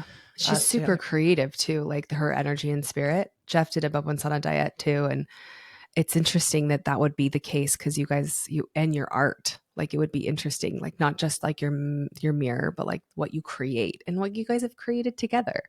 Like, of course it would be her. Mm-hmm. So yeah, he was dieting her. So second Zoom meeting, it's like, we're getting married, but his ticket wasn't until the end of the month. Oh, because he still had to finish his diet and then go drink again and sit with grandmother to close his diet. Right. Like 3 sits. And so for that month, we were just like, just like cute. Talking and lovers and this and talking and I love you and texting and, all the things.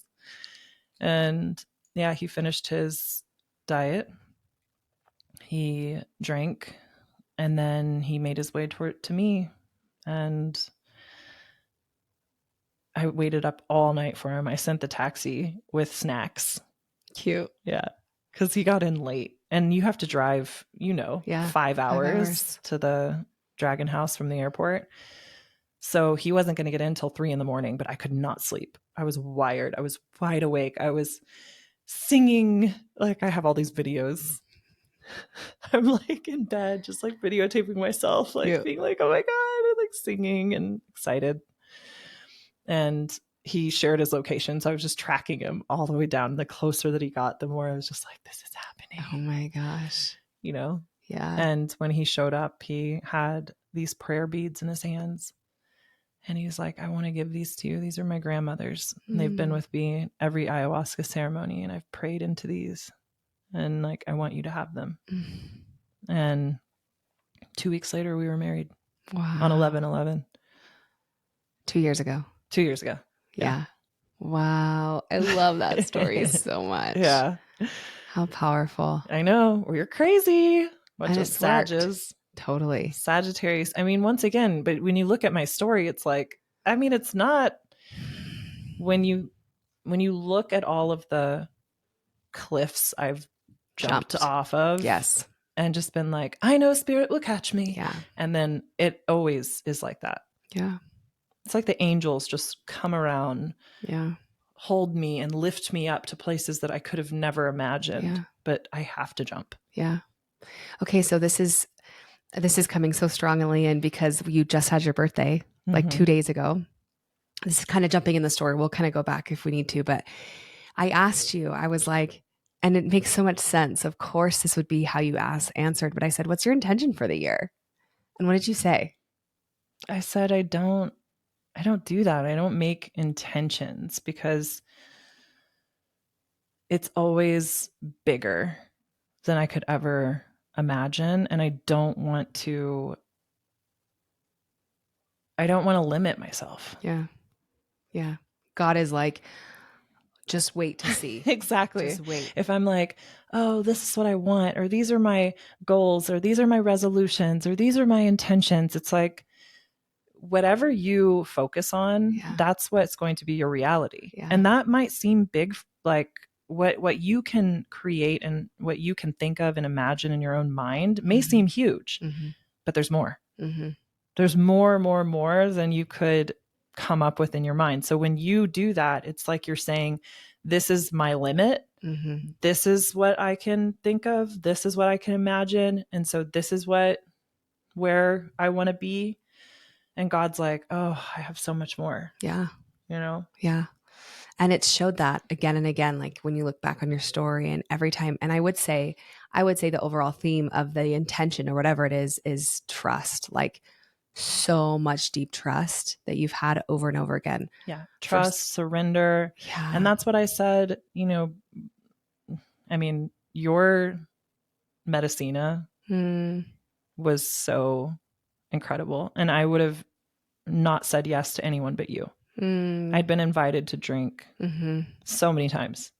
I had helped so many people through integrations with the medicine. Felt like I knew her. Yeah. To the point where it was like, when you drink ayahuasca for the first time in this body, it will be a reunion because you've worked with her in many lifetimes, you know?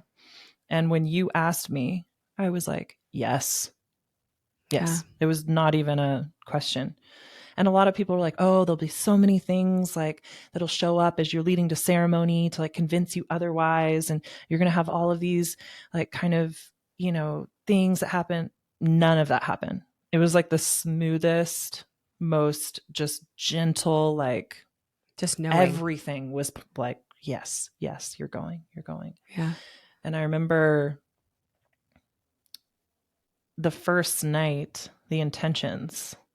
So before, you know, we drink, we all go up and we say what our intention is when the shaman gives us our cup.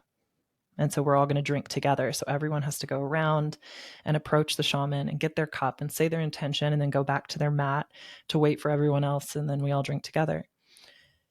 And when I went up for the intention, you know, we're just praying about it and trying to tune into it. It wasn't anything specific. I remember. It was fully surrender. Yeah. Fully trust, fully listen, fully remember, whatever is going to come in for my highest and greatest good. Because that's always what it is in my life. Yeah. That's how much faith, that's how much trust I have. I don't know anything. Yeah. I know nothing. Yeah. And that's what I felt on the medicine too. And when you approach in that from that place, you can be both everything. You can feel like a god. You have everything at your fingertips because you are everything. Yeah. And you're nothing. Yeah. And it's so powerful to be in that understanding and in that feeling of from where I am in this human body, I know nothing. Yeah. Be my eyes so I can see. It's that malleable place that you actually get to. You have emptiness in the best way so that you can be filled with whatever it is that needs to come through. Yes. And then that's when that power comes through. And that's when that feeling of like, I am nothing and I am everything. Yeah. Because you empty yourself. Yeah. You empty your desires, your thoughts, your ego, and that's why in manifesting magic, mine was manifestation is bullshit. And it's not that it's I mean, it's a beautiful aspect of it because we're always manifesting. Totally. We're like walking manifestors. Yeah. It's great. And when you sit there and make a manifestation list of like, well, I want this kind of car and this kind of house and this kind of life and this kind of partner. And I want this and this and this and this and this. You are limiting yourself. Yeah. Truly. Because God has so much more for you than what you can imagine. So empty yourself and become nothing so that you can become everything. Yeah. It's the greatest mystery, and which I love because your school is called the Mystery School. And we'll get into that in a little bit, but it is the greatest mystery when you allow yourself, you know, the term enlightenment is always questioning. And so if you really allow yourself to do that and have that deep trust, then everything over and over will come to fruition. Like I had no idea. I didn't even know what the round table was when I said, I just knew I needed to get myself down there. And then when we were sitting together, and Eisen was actually preparing for a grandmother's ceremony when I was there. And I remember looking at Shanti and being like, I know her from the medicine. I knew we would sit in medicine somehow. And we actually sat in a different ceremony while I was there. And we had an incredible experience where at that point, I had never spoken light language to anybody. And I don't know if I served you hape or I sang a song, and we just locked eyes, and it was like we knew each other from a different ancestry, like from a different place. And it's in these little moments of, I don't actually know why, but I'm doing this thing. And I don't actually know why I'm going to Costa Rica. I don't know why I feel like I'm going to start learning my own light language. Like, I don't know why I'm going to be brave and speak this. It's the same with Medicina. Like, I had no idea why grandmother was like, you have to create this container. And then when you said yes, I was like, Shanti has to be there. I was like, I have to have her there. Like, she has to be there. And when you said yes, I was dying. I was like, and it was an immediate yes. And I was like, yes, this is the time we get to sit together. And Eisen was thinking about coming and maybe not, and then being able to have that moment together in ceremony. I mean, when you sit in ceremony with somebody, it's everything changes. Yeah. Everything's different. It is. I still feel really raw and open, and I can tell the integration process is going to be just months. Mm-hmm. Mm-hmm. Probably until the next time I drink, Mm-hmm. Yeah. There's still ceremonies where I've kept a lot of it, like maybe either to myself or my journal and my sacredness. And then, like, as I continue little things, I'm like, oh, this drops in. Oh, this drops in. And it just feels so clear. So we kind of jumped from Medicina to, or from your divine union to Medicina. But tell me, I feel like, and maybe I just feel like this because we're best friends, but like I feel like the last 2 years have been so transformative and so painful and so dark. And share what you want to share with that, about that. So Eisen and I were married 11/11/2021, and that first year was really when Eisen came into my life. He was still working a sales job in the Matrix. He was Dan, and we kind of joke about that, but that was his name. How everyone knew him as at work. And so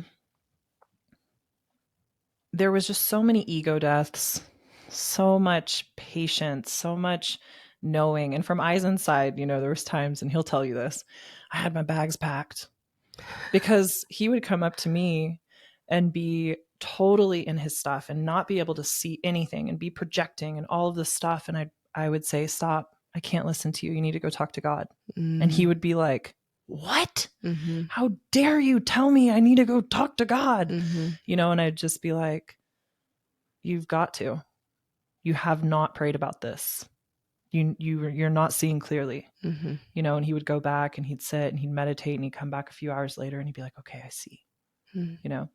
But it was just this, it was like having these two like wild horses that you're just trying to like, find this connection, homeostasis connection. And the way that I was shown is like these two huge energies. It's like two storms, like tornadoes, and it's like they're coming together, and all of a sudden it's like, whoa, like there's just this whole process. And then all of a sudden it's like, it starts to kind of like balance, and then it's like, vroom, and it comes into this place, this meeting place where it's like, okay, which is where we're at now. Yeah, I can feel that. But for that first year, it was just a lot. I mean, I was the level of mirror work I had done and where I thought I was, because I felt so strong. I felt just completely impermeable to anything.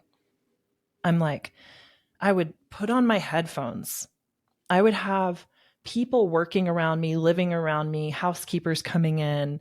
And I train people to do this in my roundtables too. We would always circle up where you can feel the energy of other people, but you have to go into your own world. Mm-hmm.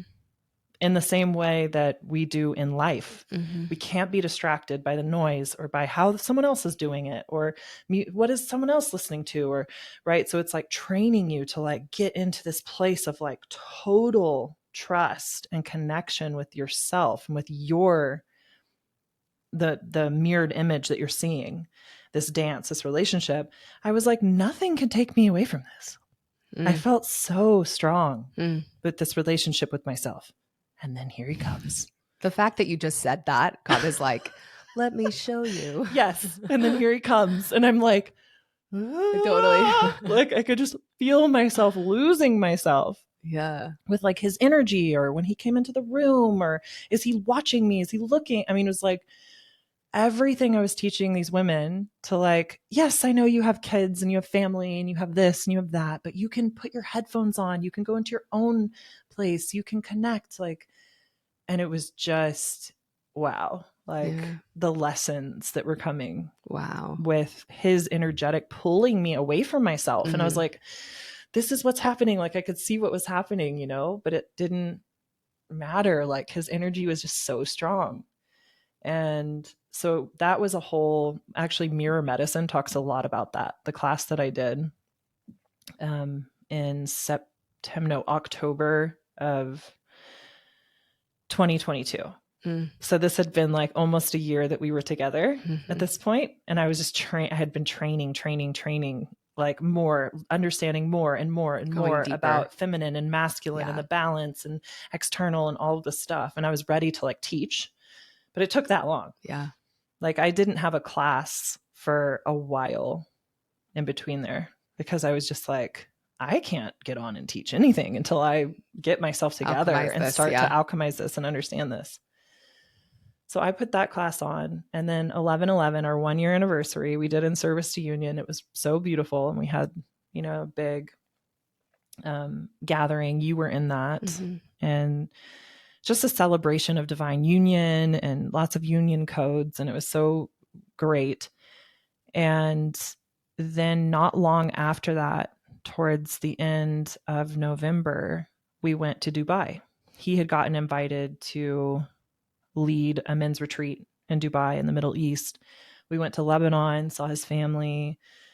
Such a powerful trip, so beautiful to be there at that retreat and just be around all of these men and just feel like, wow, like this was the first time that I had experienced that in person. I felt so at peace. I felt so relaxed. I just felt like this is such a gift that this is coming into the physical, because I could feel the men rising, but like to actually be there physically and feel all of these like pure-hearted men who are in truth and on the path together doing this work, I was like, oh, my heart.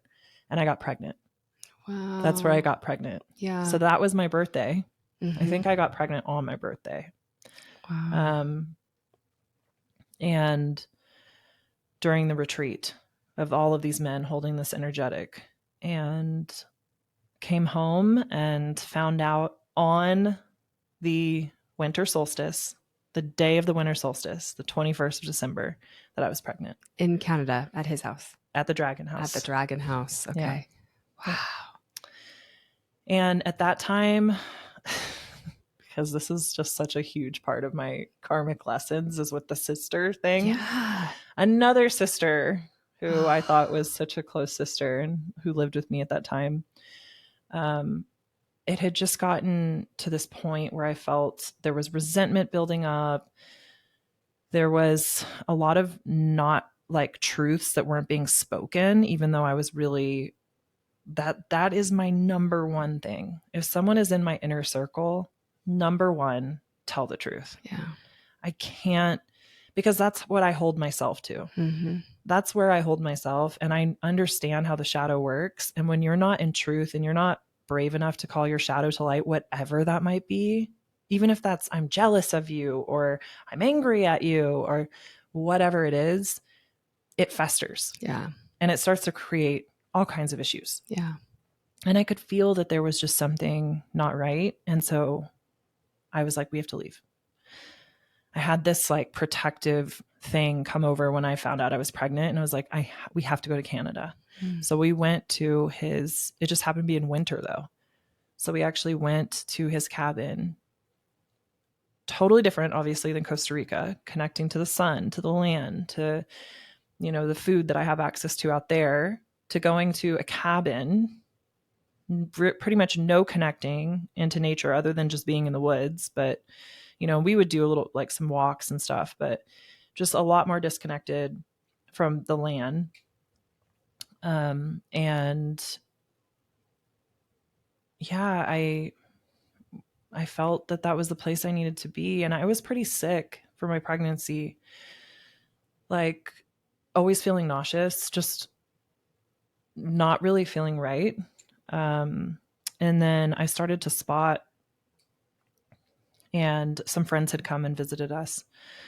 And then when they left that weekend, I had started to kind of spot and thought, okay, well, we should go get this checked out. So Sunday night, I went into the emergency room, but it was where we live on Vancouver Island. You don't have access to a big hospital, right? So we were in the emergency room for like 3.5 hours waiting, and they didn't have a vaginal ultrasound. So she just did an over the stomach one. But yeah, I got to see Amira is her name. And she was moving, and the doctor was like, well, there she is, and she looks good. And I can't really see like the placenta and stuff, but she looks good, and her heart is beating and she's moving. So come back to do a vaginal on Tuesday morning, because it was closed on Monday night, or sorry, Monday, because of Canada Day, some holiday. So I remember on Monday, all day Monday, I just laid on the couch, pretty much just not moving, just in this kind of like locked up in fear. And Tuesday morning at 6 a.m., I started to have cramps, and I knew it was something bad. Like it was not normal. And I went down to the bath. I told Eisen, I'm going to go get in the bath. And I went downstairs. There was a bath downstairs that filled up a lot faster than the bath upstairs. So I went downstairs, started filling up the bath, and he came down to check on me. And I was just like really, really in pain. And he goes, okay, we're going to the hospital. That's it. Like, I'm taking you right now. And he went up to get our sweats. And when that happened, like she just came out. Wow. Yeah. And it's so like tuning into it. It's such a, wow, like just, you really can't describe it. It's like giving birth to death. You can't describe it. Yeah. It's one of the initiations that I've had that is just so shocking, and I didn't really know it was happening. I grabbed her. Eisen came down, and I had her in my hands, and I just handed her to Eisen. And we were just, the only people that will ever know what that was like is me and Eisen. Yeah. Like we were there. And so he buried her, and she was perfect. She was just completely perfect. And I'm so sorry. Yeah, thank you. And we had just found out that it was a girl, like a week before maybe. And then her name came to us that night before, Monday night. Wow. She was like, my name is Amira Delphine, which Amira is princess in Arabic. And Delphine had come to me really right after I had found out I was pregnant. That name came to me, and the oracles of Delphi just really started coming in really strong. And I started to learn more about who the oracles of Delphi were and that kind of thing. But yeah, Amira Delphine. And we buried her on our land and came back from that. And the woman that was living at my house, who I considered a sister, there was some betrayal stuff, and everything came to surface. And I've talked to so many people who say the same thing, that after some kind of huge like death or something that you go through where there's grief, it's also this huge clearing process where you find out who's real and who's not, and who really has you and who doesn't. And that became so clear, so clear, so fast. Before I even had bled again from my miscarriage, everything blew up around me. The people who were in my life, the people who I considered family, the people who were close to me that lived in my home. I mean, they were just all cleared out. Everything was cleared out.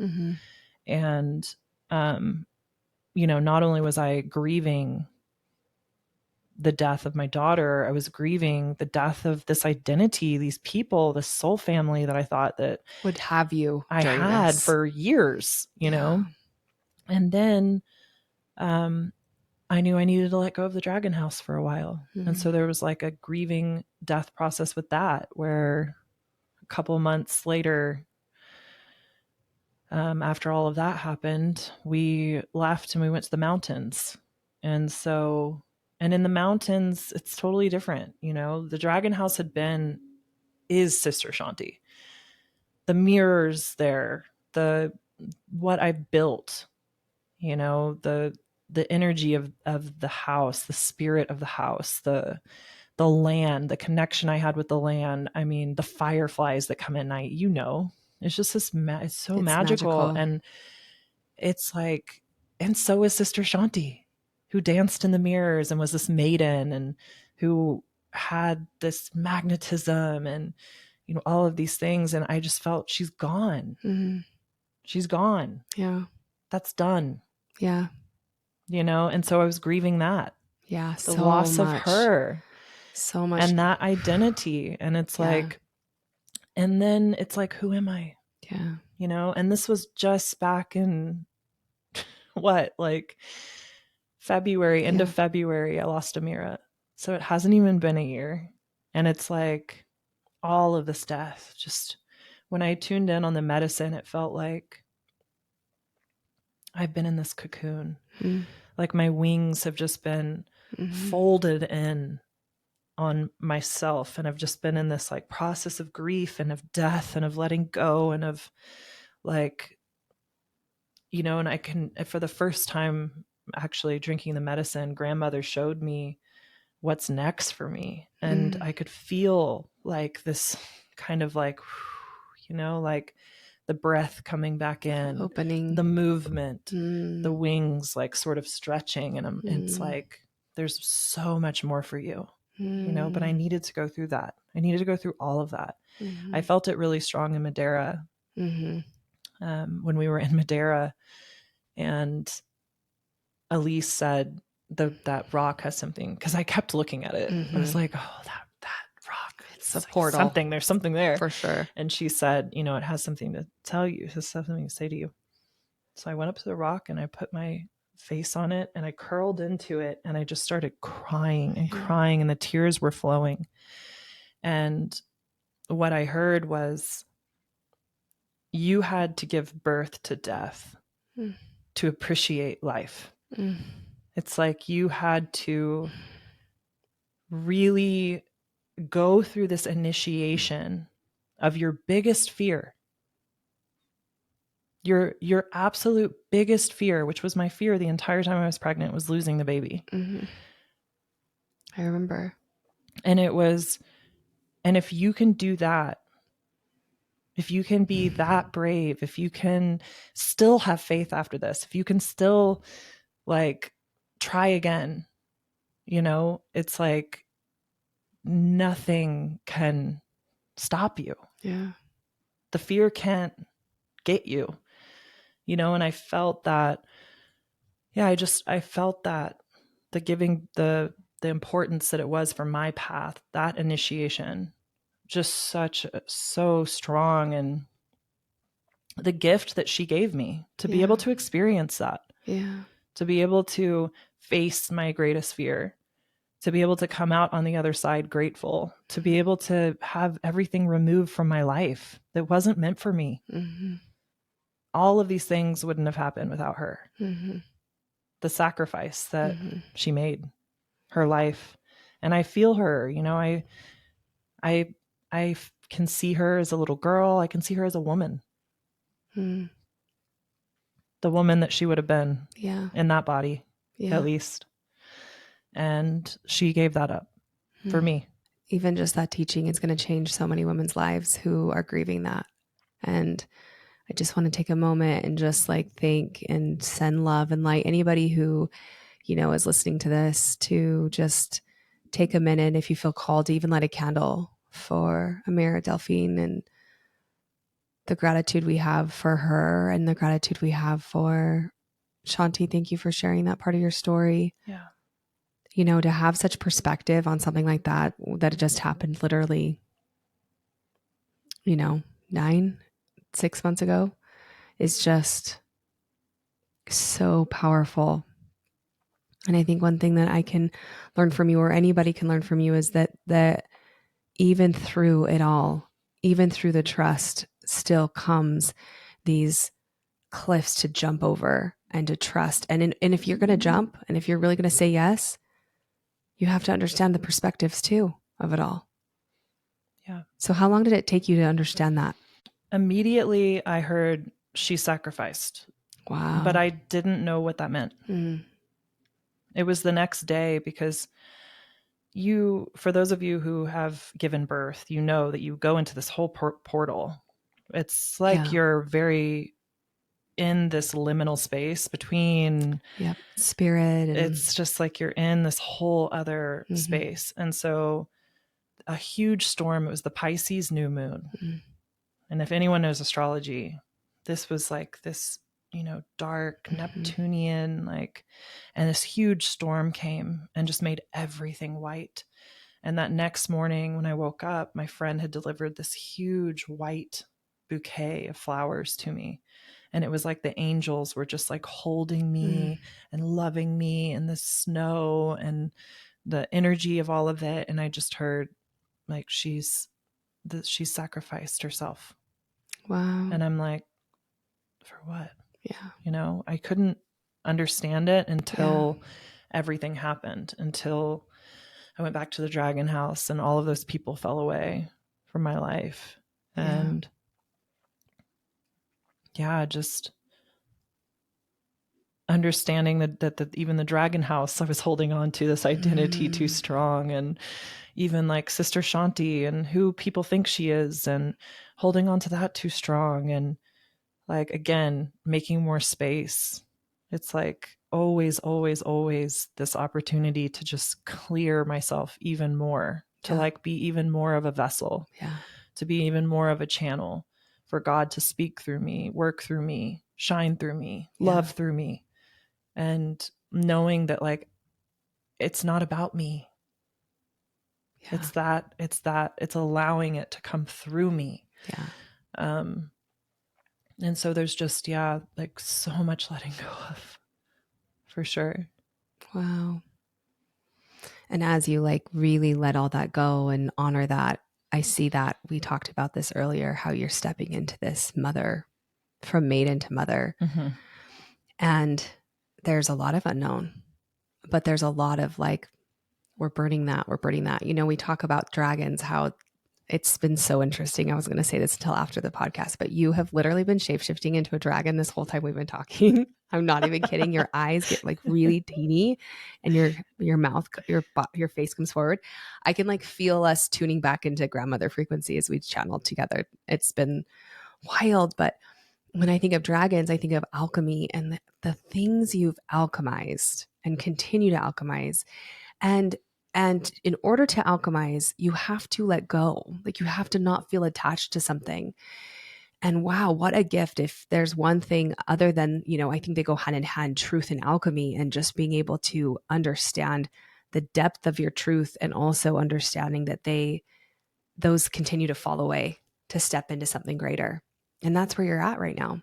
This like really tender spot of just like opening those wings, and maybe you open them and they're bigger. Maybe they're different colors now, maybe, and I can feel that in you. It's beautiful. It's like we can maybe end here unless something else comes in. There's so many things I want to say, but it's like, what's next? And truly, you just had your birthday. And instead of saying, oh, well, I don't know, so this is my intentions, instead you say it's something big and I don't know what it is yet. Yeah. Wow. It's, as you were talking, it's like, I can't really put it into words, but when I tune in, because the first thing you asked me was like, who is Sister Shanti? Or like, how did you get to Sister Shanti or whatever? And when I tune into that moment of where I felt at my power, I felt at my peak, I couldn't imagine tuning into spirit more than I was at that time. Mm-hmm.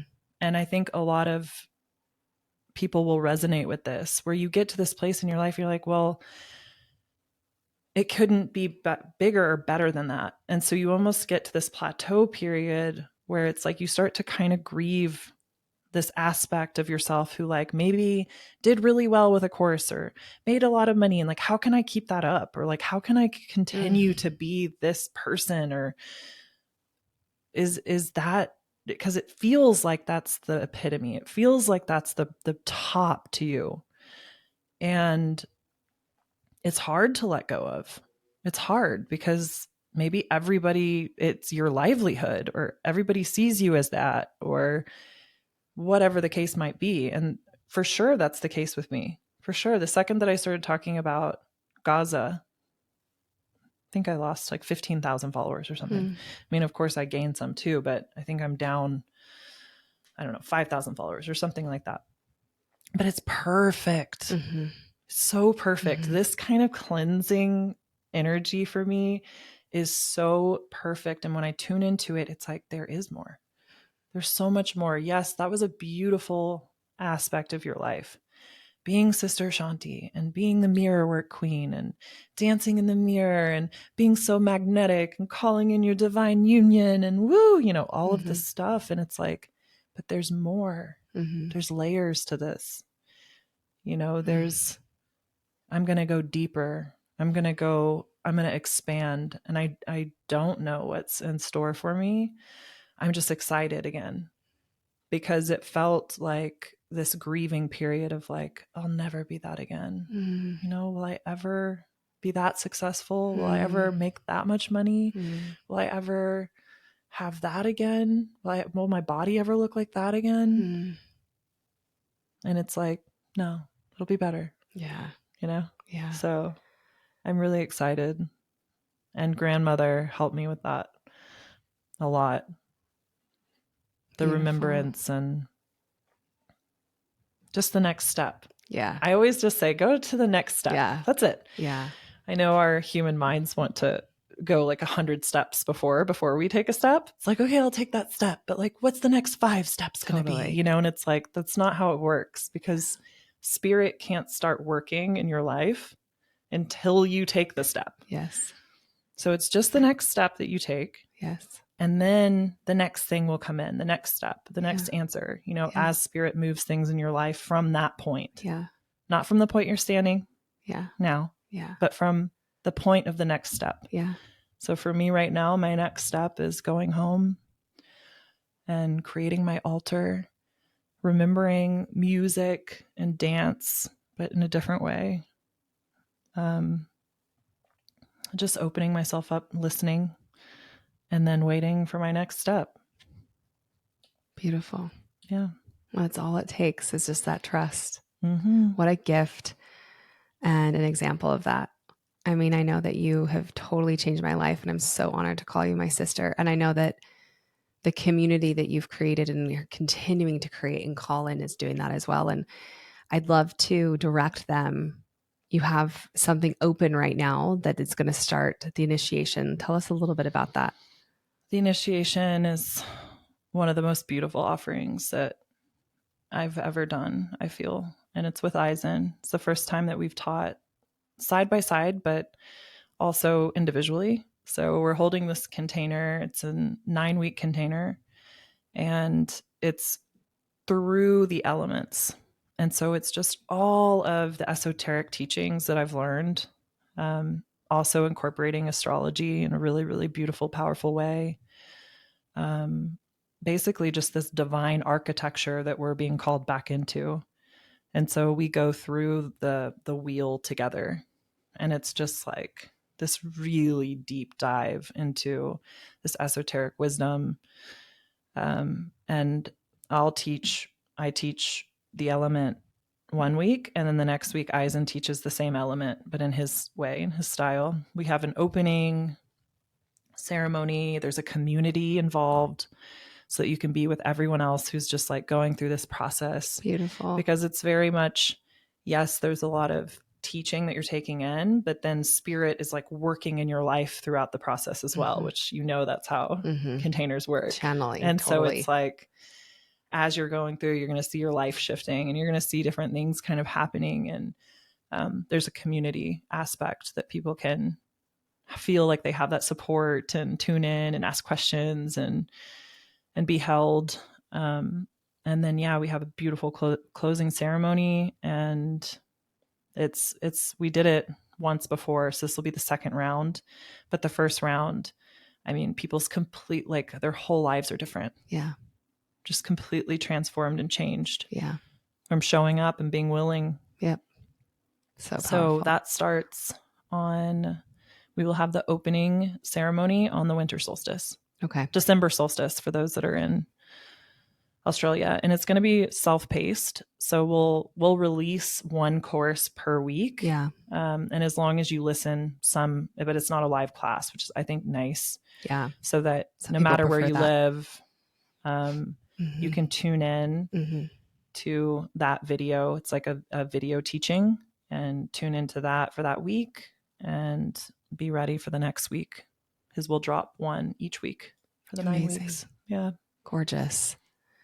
So you can find that in the link in her profile. Sister Shanti is her handle. There's like an underscore. Is there an underscore in there? Yeah. Sister_Shanti. Yeah. And we will be going live with the initiation, just so you guys know. I'm not sure when this podcast will be uploaded, but next Friday, which will be, actually, let me look. Oh yeah. So it should be live by then. Yeah. Cause it'll be perfect to drop in. Yeah. So the 15th, December 15th. It'll be live. So you guys can find it. The link in my bio. Perfect. If you're interested. Yeah. Perfect. Yeah. And then we get to go on a journey of sharing water together. Yes. Which will be, that's why we were in Portugal together. That's why we were in Madeira. Yes. Yeah. We actually just got the hydrogen bottles. We're actually like drinking the bottles right now. We'll be talking more about that. We're going to do like a free class to talk all about that. And then it'll have a mastermind included. Water codes. Water, serious, divine, this. It's everything. Life. Yeah. And nothing works until we're hydrated, and almost everyone is dehydrated. Yes. And if your body's calling for water, it's calling actually for hydrogen, which is the smallest molecule, and it can permeate every cell.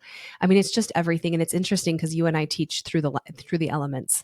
And so I do feel like we've been initiating ourselves. Absolutely. To prepare to teach people about this new technology. And, there's other hydrogen water bottles out there, but they don't actually create and hold hydrogen like this brand new bottle.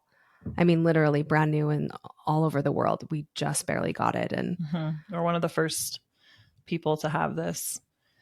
I call it ancient future water, because this is living water. This is the water that we're meant to be drinking. And if we're so lucky to be living, from a fresh mountain spring and drinking straight from that, which some of you may have access to that. And it's so beautiful. But I mean, pretty much 95% of the world does not have access to that.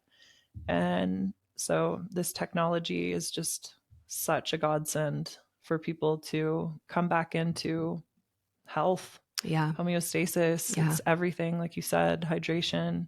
Yeah. Hydrating so that your organs can work properly. Hydrating so that your mind can work properly. It's everything. Yeah. It's amazing. Super excited to go on this journey with you. Yeah, it'll be so epic. We'll talk about, I'm not sure exactly, sometime maybe December, January, we'll do that class, and I'll have the link for the bottle in the show notes of this if you guys are curious, because this actually can detach and be put on a bigger bottle so that it can hydrate or make water hydrogenated, and it will last for a few hours in the water, which is unheard of for other devices. Yeah. So it's exciting. I know. I'm so excited. I already feel such a difference. Yeah. In my mental clarity, in my body, the way my body's working, bloating, digestion. I'm just so excited. Mental fog. All of it. Yeah. It's wild. I know. So it's exciting. And I love that we get to go on this journey. I was talking to her about the bottle, and she's like, come to Madeira. And I immediately was like, yes. And It's crazy how, we talk, it's the whole theme of this call, but you don't know why. And yet you do. And we actually didn't even get bottles when we were there. We just got to sit with a creator, which was actually incredible. But we got to sit and really learn about the technology. And I really felt like it was the initiation that we had to go through just to get there, to just be like, okay, here are the codes and bring those forward. Yeah. It hasn't officially launched, which is crazy. That is crazy. crazy. It's still in pre-launch. Yeah. And the cool thing about this technology is if you also want to share this, you have the ability to have your own affiliate link. Yep. And you make €100 from each bottle, which is like super generous. Yeah. It's basically, for those of you who affiliate for other companies, it's 25%. Yeah. So it can be an amazing business opportunity as well, and just right on the ground floor, which is just super exciting for those who are tuned into that, which is really just like the future, brand new, of how business is going to be, is sharing. Yeah. And you and I talk about how we've had so many companies approach us about like, hey, share this or buy this or talk about this. And neither of us have ever said yes to a company where we actually sit down and share until this bottle. And I mean, me from my influencer standpoint, you from your following standpoint, we've just and then all of a sudden we were like, oh my gosh, this we both, is it. I know. Because water when for I hold us, this, it just feels sacred. Yeah. It feels sacred. This technology feels sacred, being able to put this back into people's hands, the ability to have living water. It's a big deal. It's a big deal. Yeah. Yeah. Yeah. Amazing. Well, that's coming down the pipeline too, Yes, which will be exciting. And then exciting. we joke that Shanti's going to come and be a helper at Medicina for forever now because she loved it so much. Please. I'll do anything. I told her I'll do the buckets. I'll clean the buckets. What do you need me to do? Yeah. Amazing. And I'm actually working on creating a podcast to talk all about that. So people are like, what it was even happening? Or if you're curious, you can DM Medicina and you can learn more about it there. But I adore you. I love you so much. And I'm so grateful that we connected and that we're family. They've been staying with us and reading books with my kids and singing songs at night. And I'm trying to convince her to move to Utah. Everybody convince her. We have to convince Eisen too. I don't know what's happening next, but wherever you are, I'm so honored to call you my sister and a friend and an inspiration and someone that I look up to as an example. I don't know if you actually know this, but you and your example of truth and bravery has been a huge pivotal part in me being brave in my journey, because just like you, I had like 122,000 and I went down to like 107 when I started sharing more about my journey. And I just kept thinking it's going to be okay. It will be okay. It'll be okay. And I feel in a new, transitory place as well. But I feel safe because I have people like you on the path with me, holding hands and walking with me. So I love you so much. I love you so much. Thank you so much I'm so happy that we did this. Yeah. That we sat down and that we did this while I was here. It was perfect. Truly. It was perfect. I know. Okay. And thank you to all of you listening, sending you so much love, peace, joy, blessings, blessings, blessings on your path. Sending you courage, bravery to take the next step, whatever that might be, wherever your heart is calling you. Know that you will be held, that you will be lifted up on angels' wings. You are so loved. You're so precious. You're so beautiful. You're so unique. Thank you for being here. Yeah, beautiful. I love you. That wild within you. It's safe to come out. It's safe. We love you so much. Love you.